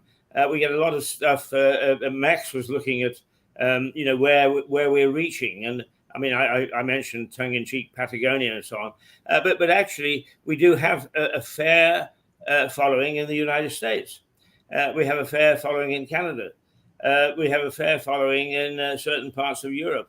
It is interesting that this potty little, as I always describe it, potty little television station out of Lewis has got so many tentacles and reaches so far. And those are the reactions that we know about. And of course, there are huge amounts that we don't know about. And we only get it because, I mean, particularly, we're having problems with our distribution of the program. And some days it is, the picture isn't so hot. By golly, I'll tell you, the viewing figures from those who complain to me personally is enormous. So we are getting there, and it's through people such as yourself and through Melissa, who take the time and the effort to join us and are so full and descriptive and able to give some of our viewers what life is like in the States, what the thinking is, and it's not just to people in Britain, but obviously to people in Patagonia and Albania and so on, which is very, very satisfying. It is now 10:21, I think. Yes, it's time. It's time for me to bid adieu. You're ready to go to work, are you? Yeah, I have to get ready. I have to drive out. Well, actually, no, I'm staying in the city, but I have morning meeting. So right now, if you have breakfast this morning, what will it be? It's usually Greek yogurt and granola, or maybe an egg or something. So right. I mean, one of the things and coffee and coffee. I don't know whether the times have changed. But when I was in Northern Ireland, we always used to have an Ulster fry, which was 2 eggs, bacon, sausage, black pudding, what they call fadge, or sort of a potato bread, and it was huge, absolutely huge, and that's what you had to go to work on. I know. I used to date an Irish guy when I was a senior in high school, and his family was from Ireland, and his mom would make me the puddings, and I loved them. And then until I found out what they were, but I still love them. But and they used to make boxty, which is like their version of the potato pancake. That was really good. Yes, that's right. Yeah. Well, I don't know whether it's like that, but they used to say at one time, go to work on an egg, and the egg would be surrounded by the huge amounts of food. I think our eating patterns have changed. But I'm very interested to hear what you would have this morning. I probably will have nothing more than a croissant. But believe me, I make up for it with my evening meal, which can be liver and onions and bacon and all sorts of things. Oh my goodness, yeah. Yes, all the things that Americans don't like. You don't like offal. Well, it's not that I don't. I like that food, but I have to start. I have to set a good example to my children. Eating well. Just one little side issue about offal. Do you use the phrase in the United States to eat humble pie? Yes. Yes. Well, do you know where that came from? No. Where does it come from? It is actually not to eat humble pie, although that's what it's come to mean. It's to eat umble pie. And umble was the innards of the venison. When they caught the venison, the meat would go to the castle, and to the peasants, they would have things like the liver and the heart and the innards and so on and so forth, and they would make a pie, which was called an umble pie. And that's where the phrase came from, to eat humble pie. Well, it sounds like you need to be pretty humble to eat that, so I guess maybe it's appropriate. Oh, in those days you did. Yikes. Suzanne, lovely as always, and what a wonderful, just talking through your week brings us so much information and able to get a picture and a feel for what you do, but also what's happening in the United States. Okay. And the mere fact that you've also got a wonderfully balanced opinion of what goes on in your country helps us with that as well. So thank you again. Thank you. Have we got you next Monday? Yes, you've got me next Monday, and I'll also send you guys some of the videos, so maybe you can put them up on Monday. Absolutely, that's Okay. terrific. Yeah. All right, terrific. All right, Super. thank you so much. Take care. Bye. Bye. Bye. Well, it's a lovely day. Yeah. So far, and we had 2 architects on. Right, it's amazing. Right. Shall we put on a quick break? Yes, I think we should. We've been going for 2 hours already. Right. What shall we? Oh, you mean Yeah, to go yeah. off the air? No. Like one of the longer shows. Right. We'll have a look, see what we've got, shall we? Share. Share. Do you want me to do it? Yeah, that's right. All right. Have a look. Oh, you like the Rocky Mountain thing, don't you? Yes, I did. Shall we play the Rocky Mountain? Yes, let's go for it. Right. Okay. Here we go. Now, just to tell you why we've got this particular clip, is a sometime contributor, and hopefully more and more, is Rupert Lloyd Thomas. Is a Louisian who went to live in Canada for a while, and he is responsible for the Firle Hill climb here. So he comes back each year. He's now returned to the UK. He lives in Wiltshire at the moment, but he actually went across Canada in a smart car, and his narration, and we've got it in the archives somewhere, is that we will dig it out and play it one day. But his narration of leaving Ontario and driving right the way across Canada into the Rocky Mountains was enormously descriptive, but in a smart car, very, very challenging and very daring. And in fact, at one point, he was pulled aside by a policeman who said they'd had reports of somebody driving a golf caddy down the highway. So that is Rupert, and what we're going to do now is just play you the last 4 or 5 minutes going through the Rocky Mountains, and it's well worth a view.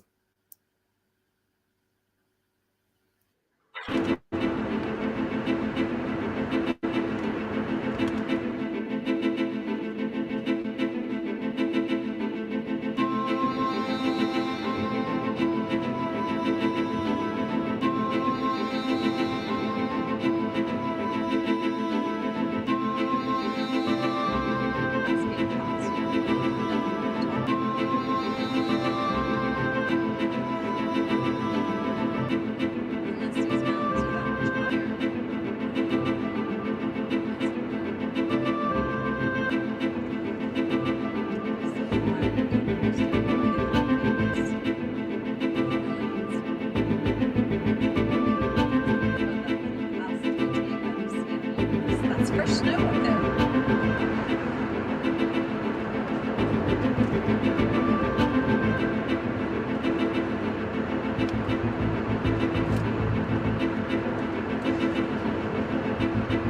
It's clean, dusty snow.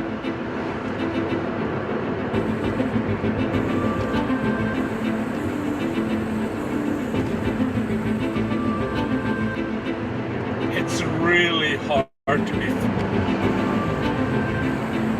filming in the car here because the road is rough, patched up all over the place, and hard to keep the camera steady.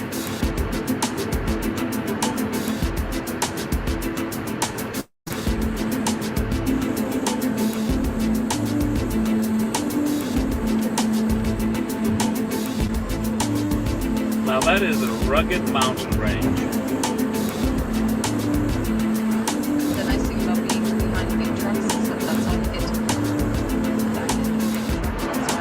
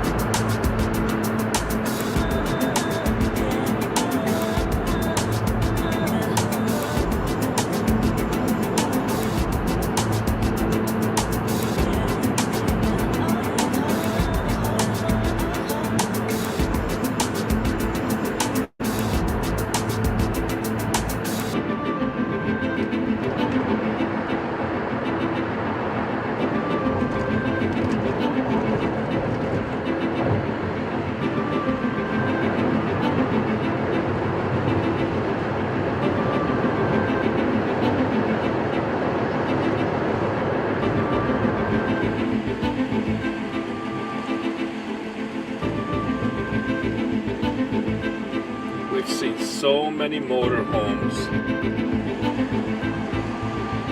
fifth wheels, trailers, campers, more than in other years for a long time. Even now, like I said, all around.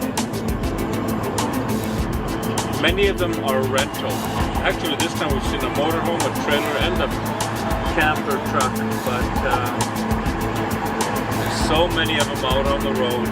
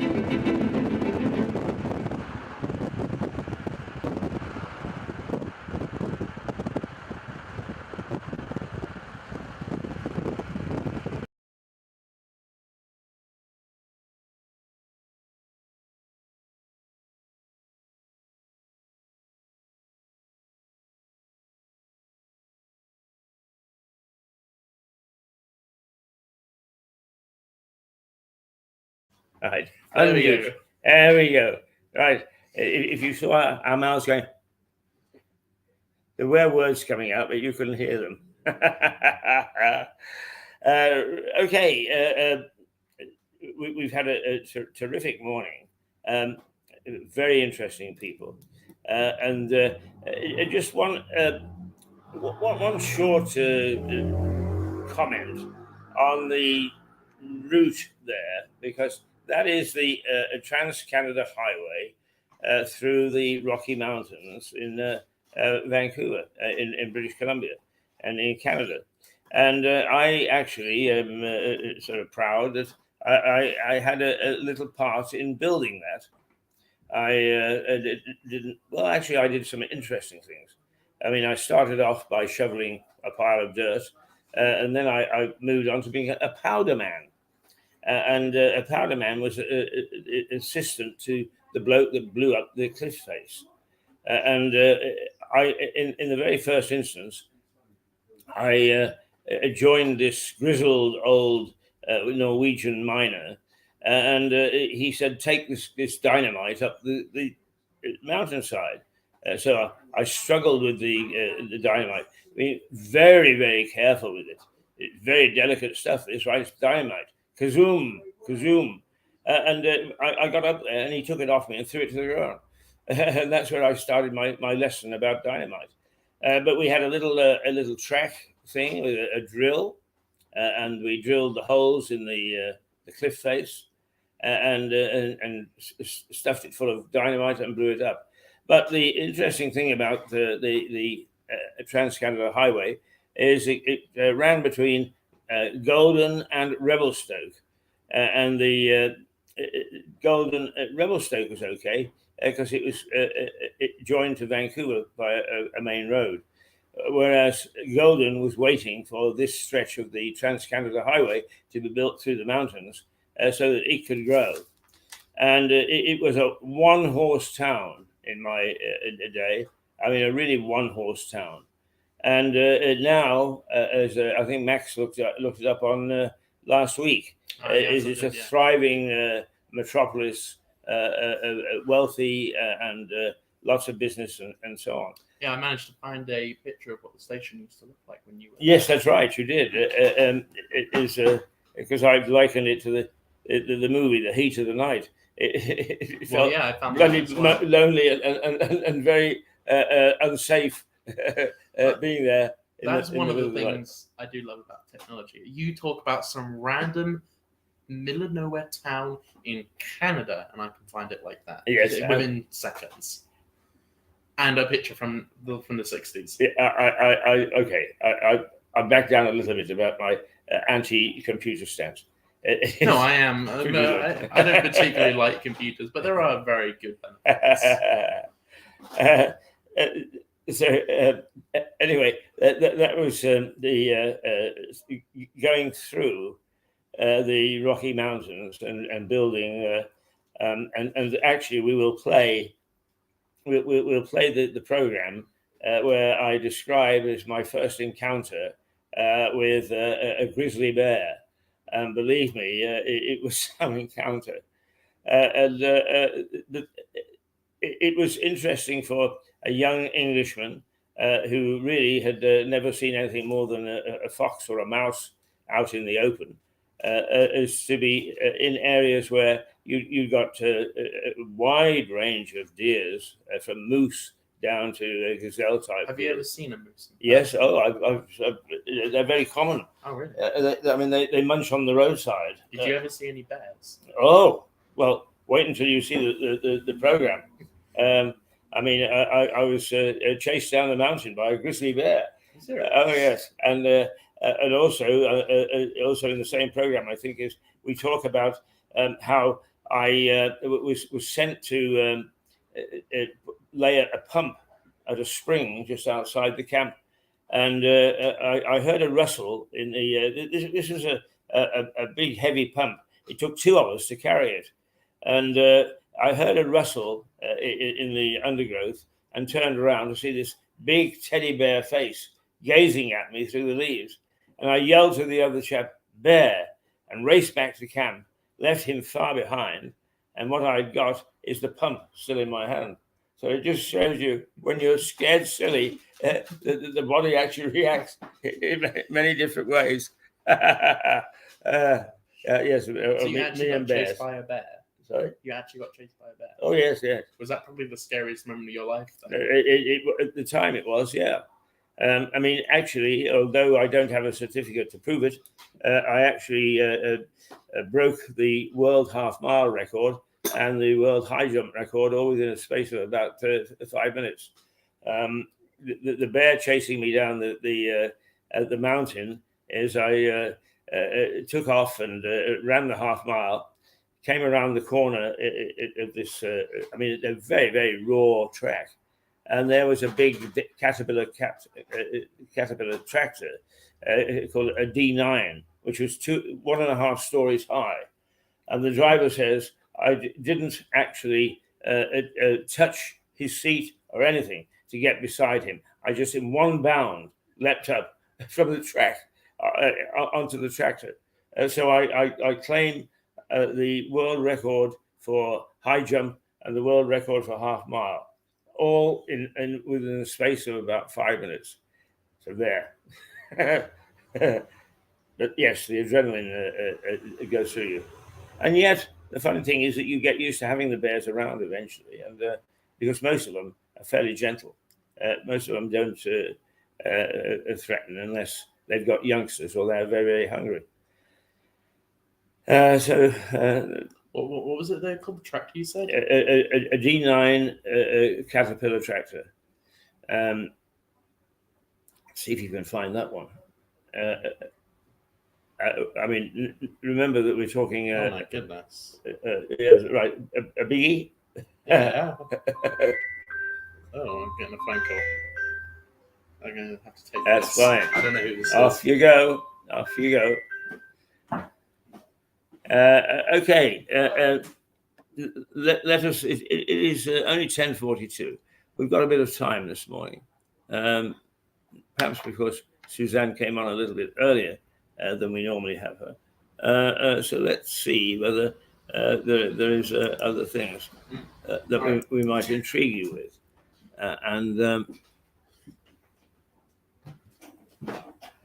Good morning. Good morning. How are you? Very well. You? Not too bad. No? Is it warm enough for you? It is, yeah. You wouldn't like to come on television, would you, for 5 minutes? No, thank you. No? Everybody's shy this morning. Normally we get a lot of people who say, "Oh, yes, please." I think it's got something to do with weather. Is this what you were talking about? Yeah, that's right. Yeah. As you can see, they're pretty mighty machines. Yeah, that phone call was about tax fraud. Apparently, I've been committing tax fraud. apparently, I hope that's not. I'm pretty sure that was a scam. Right. Because I have been. Somebody's saying to you that you're guilty of tax fraud and trying to Yes. help you. I hope it was a scam. You don't because even it's pay true. tax yet. Well, yeah, no, that's why I'm worried because it might be true.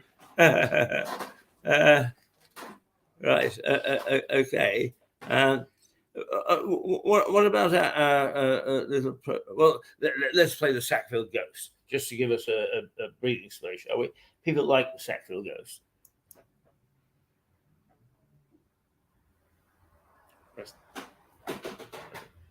Oh, right. Yes. There we go.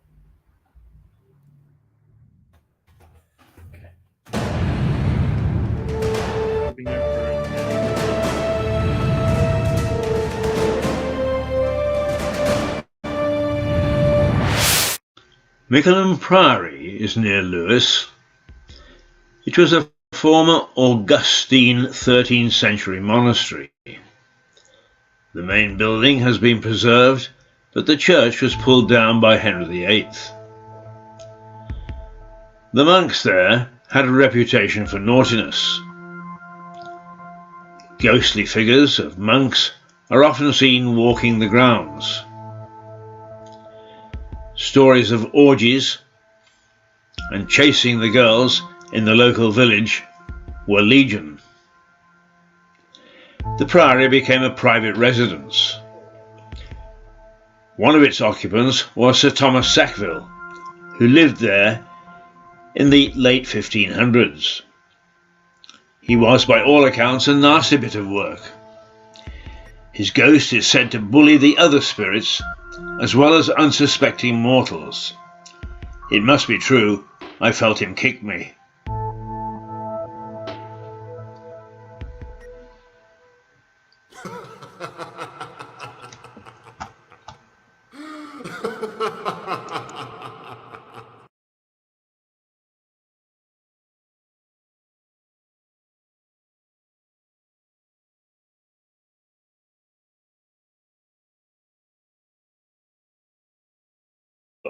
Hang on.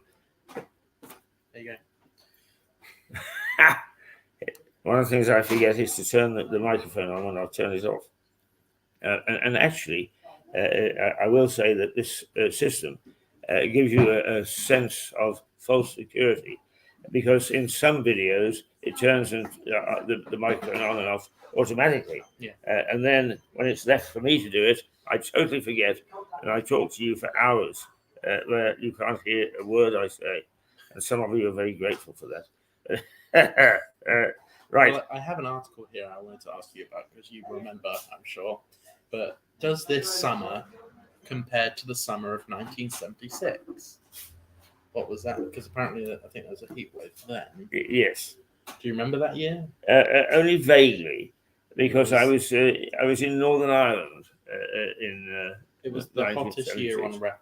Yeah. For the UK at the time, it was 34 degrees. Right, a bit of what we're experiencing today locally.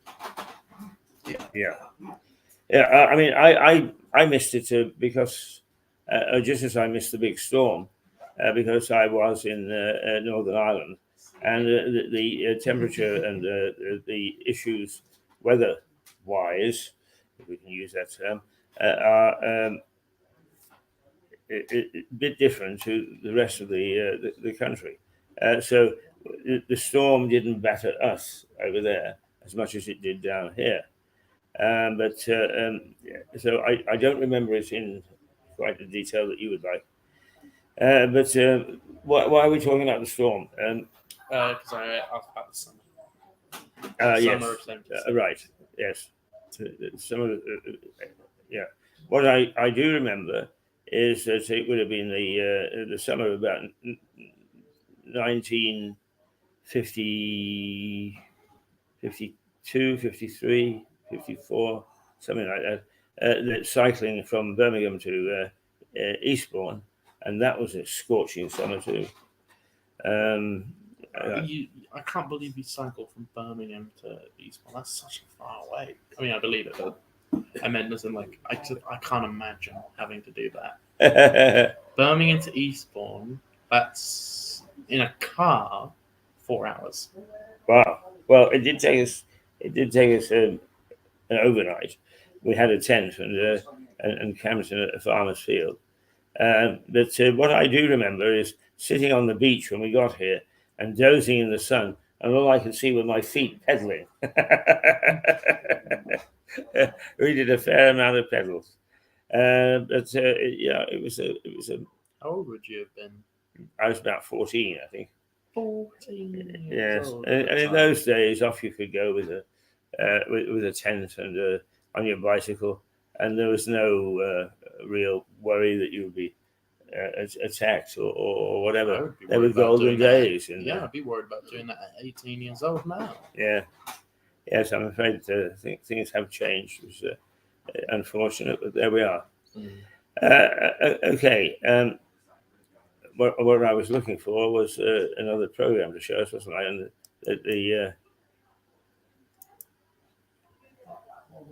the Sackville Ghost is one that we like to play. It's short and sharp and sweet, but we can either go for Like Lewis or the first program that we ever showed. We could do the first program. Well, it wasn't quite the first, but it goes back a long way. Shall we take a look at that? Yeah. Right. All right. And we can't watch all of it, I don't think, because it's quite long. But it gives you some idea of what we did do way back when.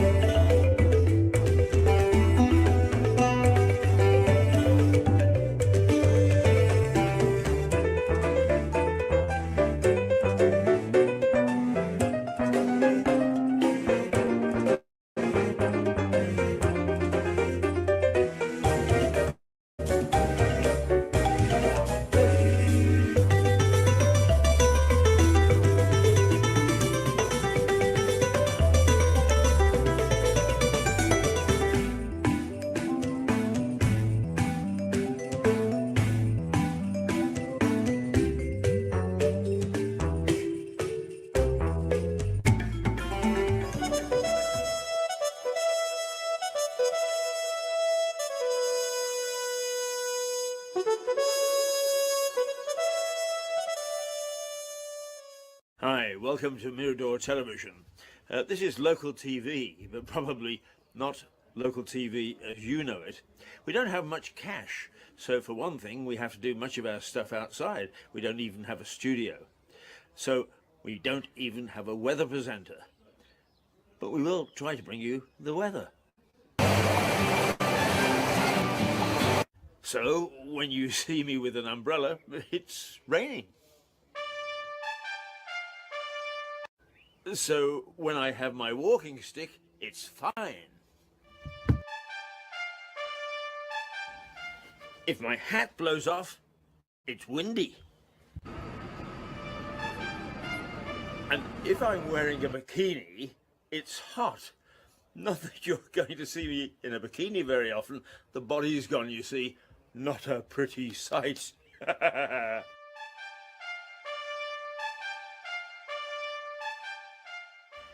But when it comes to mixed weather, well, we really have a problem.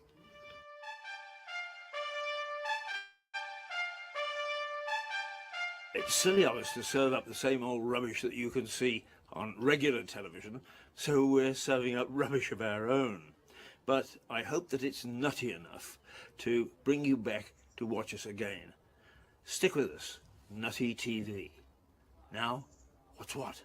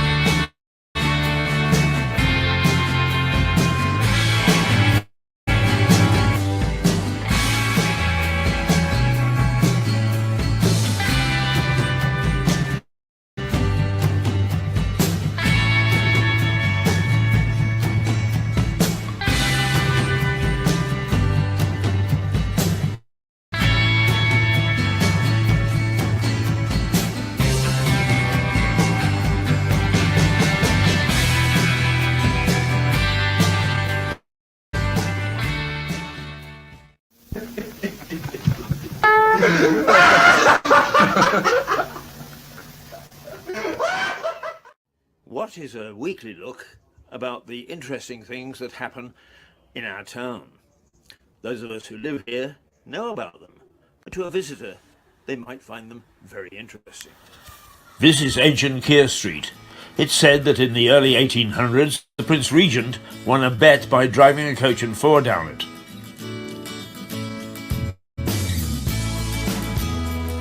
The Norman Castle in Lewes, though small, is one of the oldest in the country. A wooden Saxon fort stood on the mound until 1080. Then William de Varenne, the first Lord of Lewes, built this stone bailey as his stronghold. A tiny castle for a tiny town.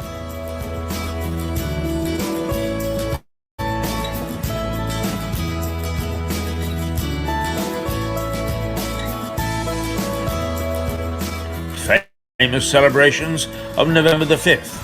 They're huge. Almost every one of the townsfolk takes part. He goes way back before the gunpowder plot to Queen Mary's burning of religious martyrs in the centre of the town in 1556.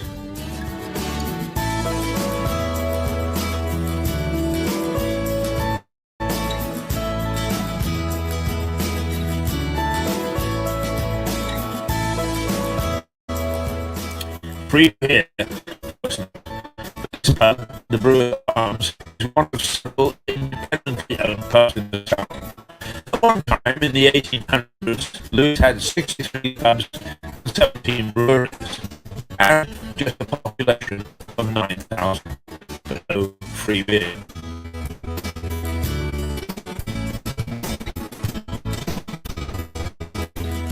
Well, there are the Mirador cameras trying to keep a visual record of what goes on in the town.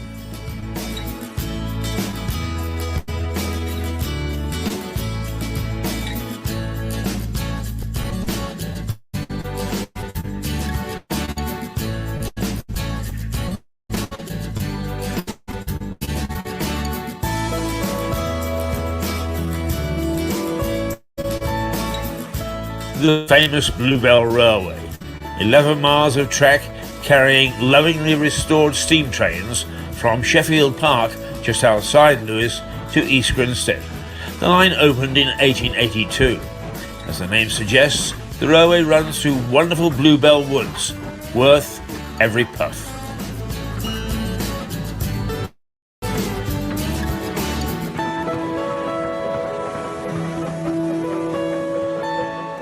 This is indeed a rare sight.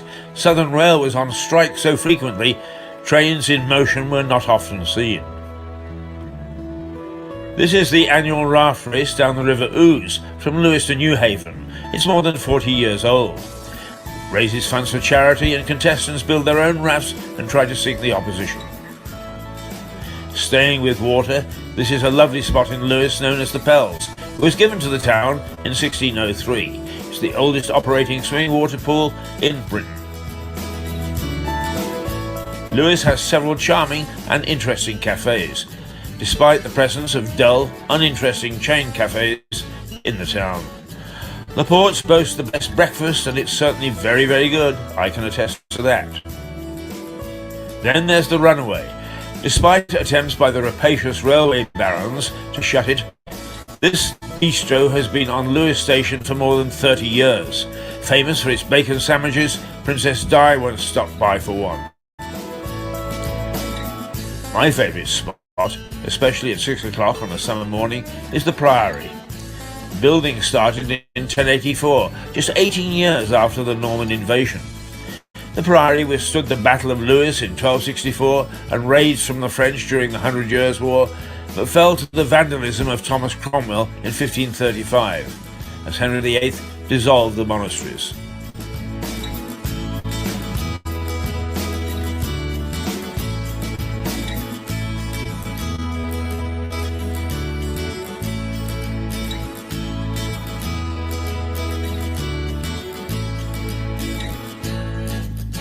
This is the Crown Court. An assizes has been located in Lewes since early Norman times and has seen many famous trials.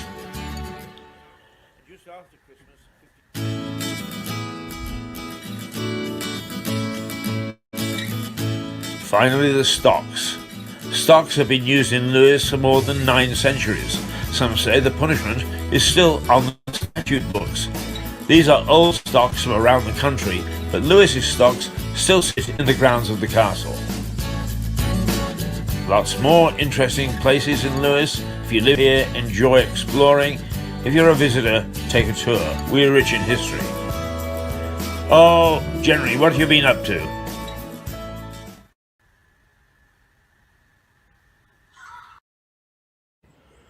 Yeah, what's on then? Well, it may be a bit of fun, but what the heck? Anything else you want to know about what's going on in Lewis? There's a very good local publication, Viva Lewis, jam-packed full of information of places, events, and the happenings in this little town.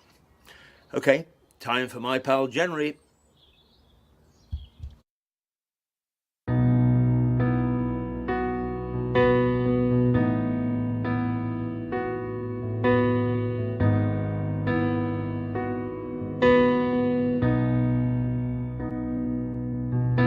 He'll never bring you down or leave you alone. Trust him all in all, 'cause he's the light. He'll lead your way through darkest of times. He'll never let you go. And he'll be there for you. And he'll be there for you.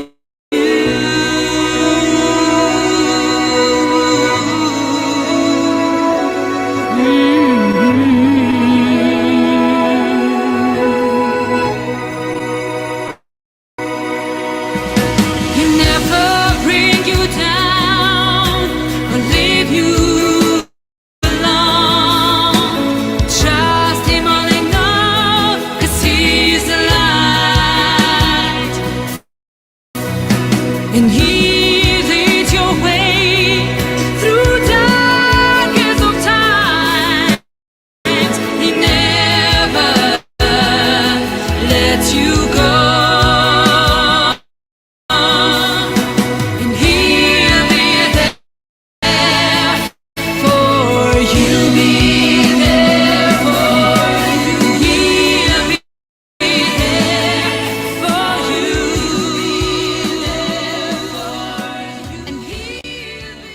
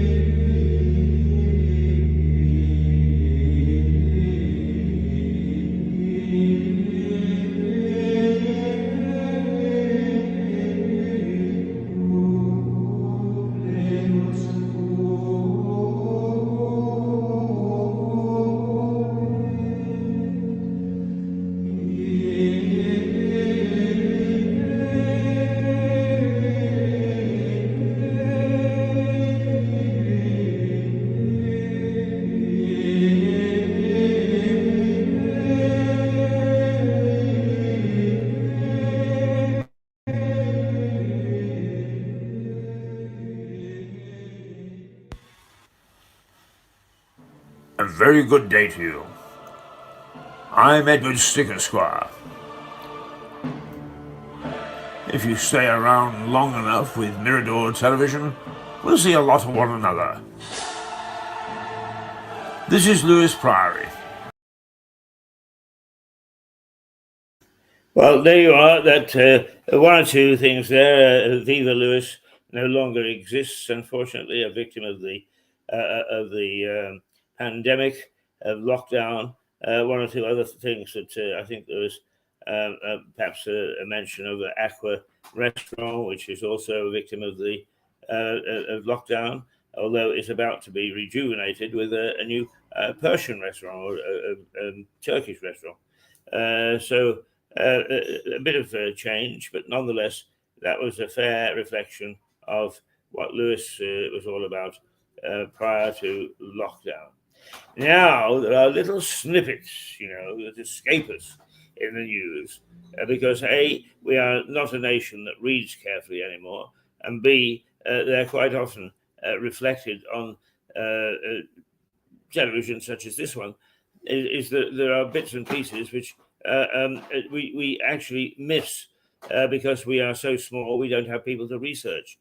So dear old Max sits here patiently while I gabble on and goes through the papers to find wee bits and pieces and little stories that he finds interesting and that you'll never hear again. Max? So I have here from the Express that drivers will be fined up to £5,000 for not using their air conditioning. Now, the reason for this is people aren't using their air conditioning and they're passing out during this heat wave, and they're passing out in the cars, and the cars lose control and can kill them and other people. So you can now get fined up to £5,000 for not having your air conditioning on. So much for saving fuel. Energy for that matter, yeah. Yeah. So that was from the Express, a reliable news source, I would say. And from here, the Daily Mail, we have there's uproar about. Have you heard of these drag queen story hours? No. No. So drag queen story hour is when a drag queen comes to a library or a primary school or a nursery and talks to children and reads a book on what it's like to be a drag queen. It gives their lived experience on how to be a drag queen and what it takes to be a drag queen. And they tell this to children and explain about what they do as drag queens. I think this is disgusting, really, that these people are allowed to talk to kids in their full outfits. I think anyone should be allowed to talk to anyone, but when you're involving kids, it gets a little bit weird. Yes. I am a free speech absolutist. When it comes to children, certainly if I have my own kids, I would never allow them to go to do such a place. I think it's a very valid point. Perhaps a debatable point, but nonetheless, and I think you make a very good point. Yeah. Children should not be exposed to sexualization of anything. Yeah. It's like when people say, "Oh, my younger sister came out as non-binary or bisexual." It's like, your sister's 12 years old. She's not anything sexual. There's something wrong. Like if a 12-year-old is talking about what sexuality there are in their sex life, that is a cause for concern. Yes, I totally agree. What else have you dug up? So we're just going to run over what we spoke about this morning with what headlines there were. Okay. So mostly about the heat wave this weekend. It's going to be potentially 40 degrees tomorrow. I'm going to be at the beach tomorrow, so I'm very happy. There's a couple other things. There was a debate yesterday, and it just became a cat fight. Really, there was nothing. There was nothing of interest. Well, there was plenty of stuff of interest, but nothing of substance. So Rishi Sunak attacks Liz Truss and calls her a socialist. Wow. Says the one who wants to raise taxes. Yes. I don't think any of them know what political philosophy. I think that they just react to events and people, and that's no way to run a country. Yeah. Well, again, most of this is just. There's only two stories from the headlines. It's heat wave and the debates. Right. And And then these one or two other little stories that Max has uncovered by digging in between the pages. All right, so there we are. It is now 11:10 on the 18th day of July in 2022. And it is likely to reach 37 today, was it? today it's going to reach 35. 35 I think today. it's already 30 degrees. It's already 30. All right, okay. Have a look. Ton of knowledge here. But very, very hot. So do be careful out there. It's not 30 degrees. It's 31. 31. It's 31 degrees. Right. There we go. And climbing. Because And normally climbing. it's another hour before we hit the peak. So do be very, very careful. Very careful. Bathe yourself in gin or something of the sort. It'll help you stay cool, boy. Cool. Max, thank you for being with me this morning. That's all right. We've had some good fun with Suzanne. We had a lovely architect from Cambridge on earlier. And we've looked at a couple of older programs to look back on what we've done. So we will be back tomorrow. And tomorrow is booze day. It is wine day with Fergus Wood and whatever else may be coming along the pike. And most certainly, whether it be here or elsewhere, we'll try to make sure that we get some decent people to chat and give their viewpoint. As Suzanne said, it is encouraging that we've got small stations like this that, without being overbearing and elitist, we can actually talk about some of the things that make up our life and some of the things that are going on that may not be terribly clear from the way that they're presented, but we actually strip them bare. But And besides YouTube and Facebook guidelines, we can talk relatively freely. absolutely, whatever. All right. Do you want to play us out then, Yeah. Max? And we'll see you tomorrow. And then Max comes along as the main host on Wednesday. Yes. We might try a little experiment on Wednesday and try for a little bit of an outside broadcast. Yeah, I will be with Stuart on Wednesday, and we will be arguing non-stop about whatever's in the news that day. And he'll be doing Energy Matters on Wednesday, and then I'm also going to be here on Thursday instead of Friday this week. Okay. So I will see you on Wednesday and Thursday. Super. All right. All right. Say toodle pip. Toodle pip. All right. Toodle Goodbye. pip.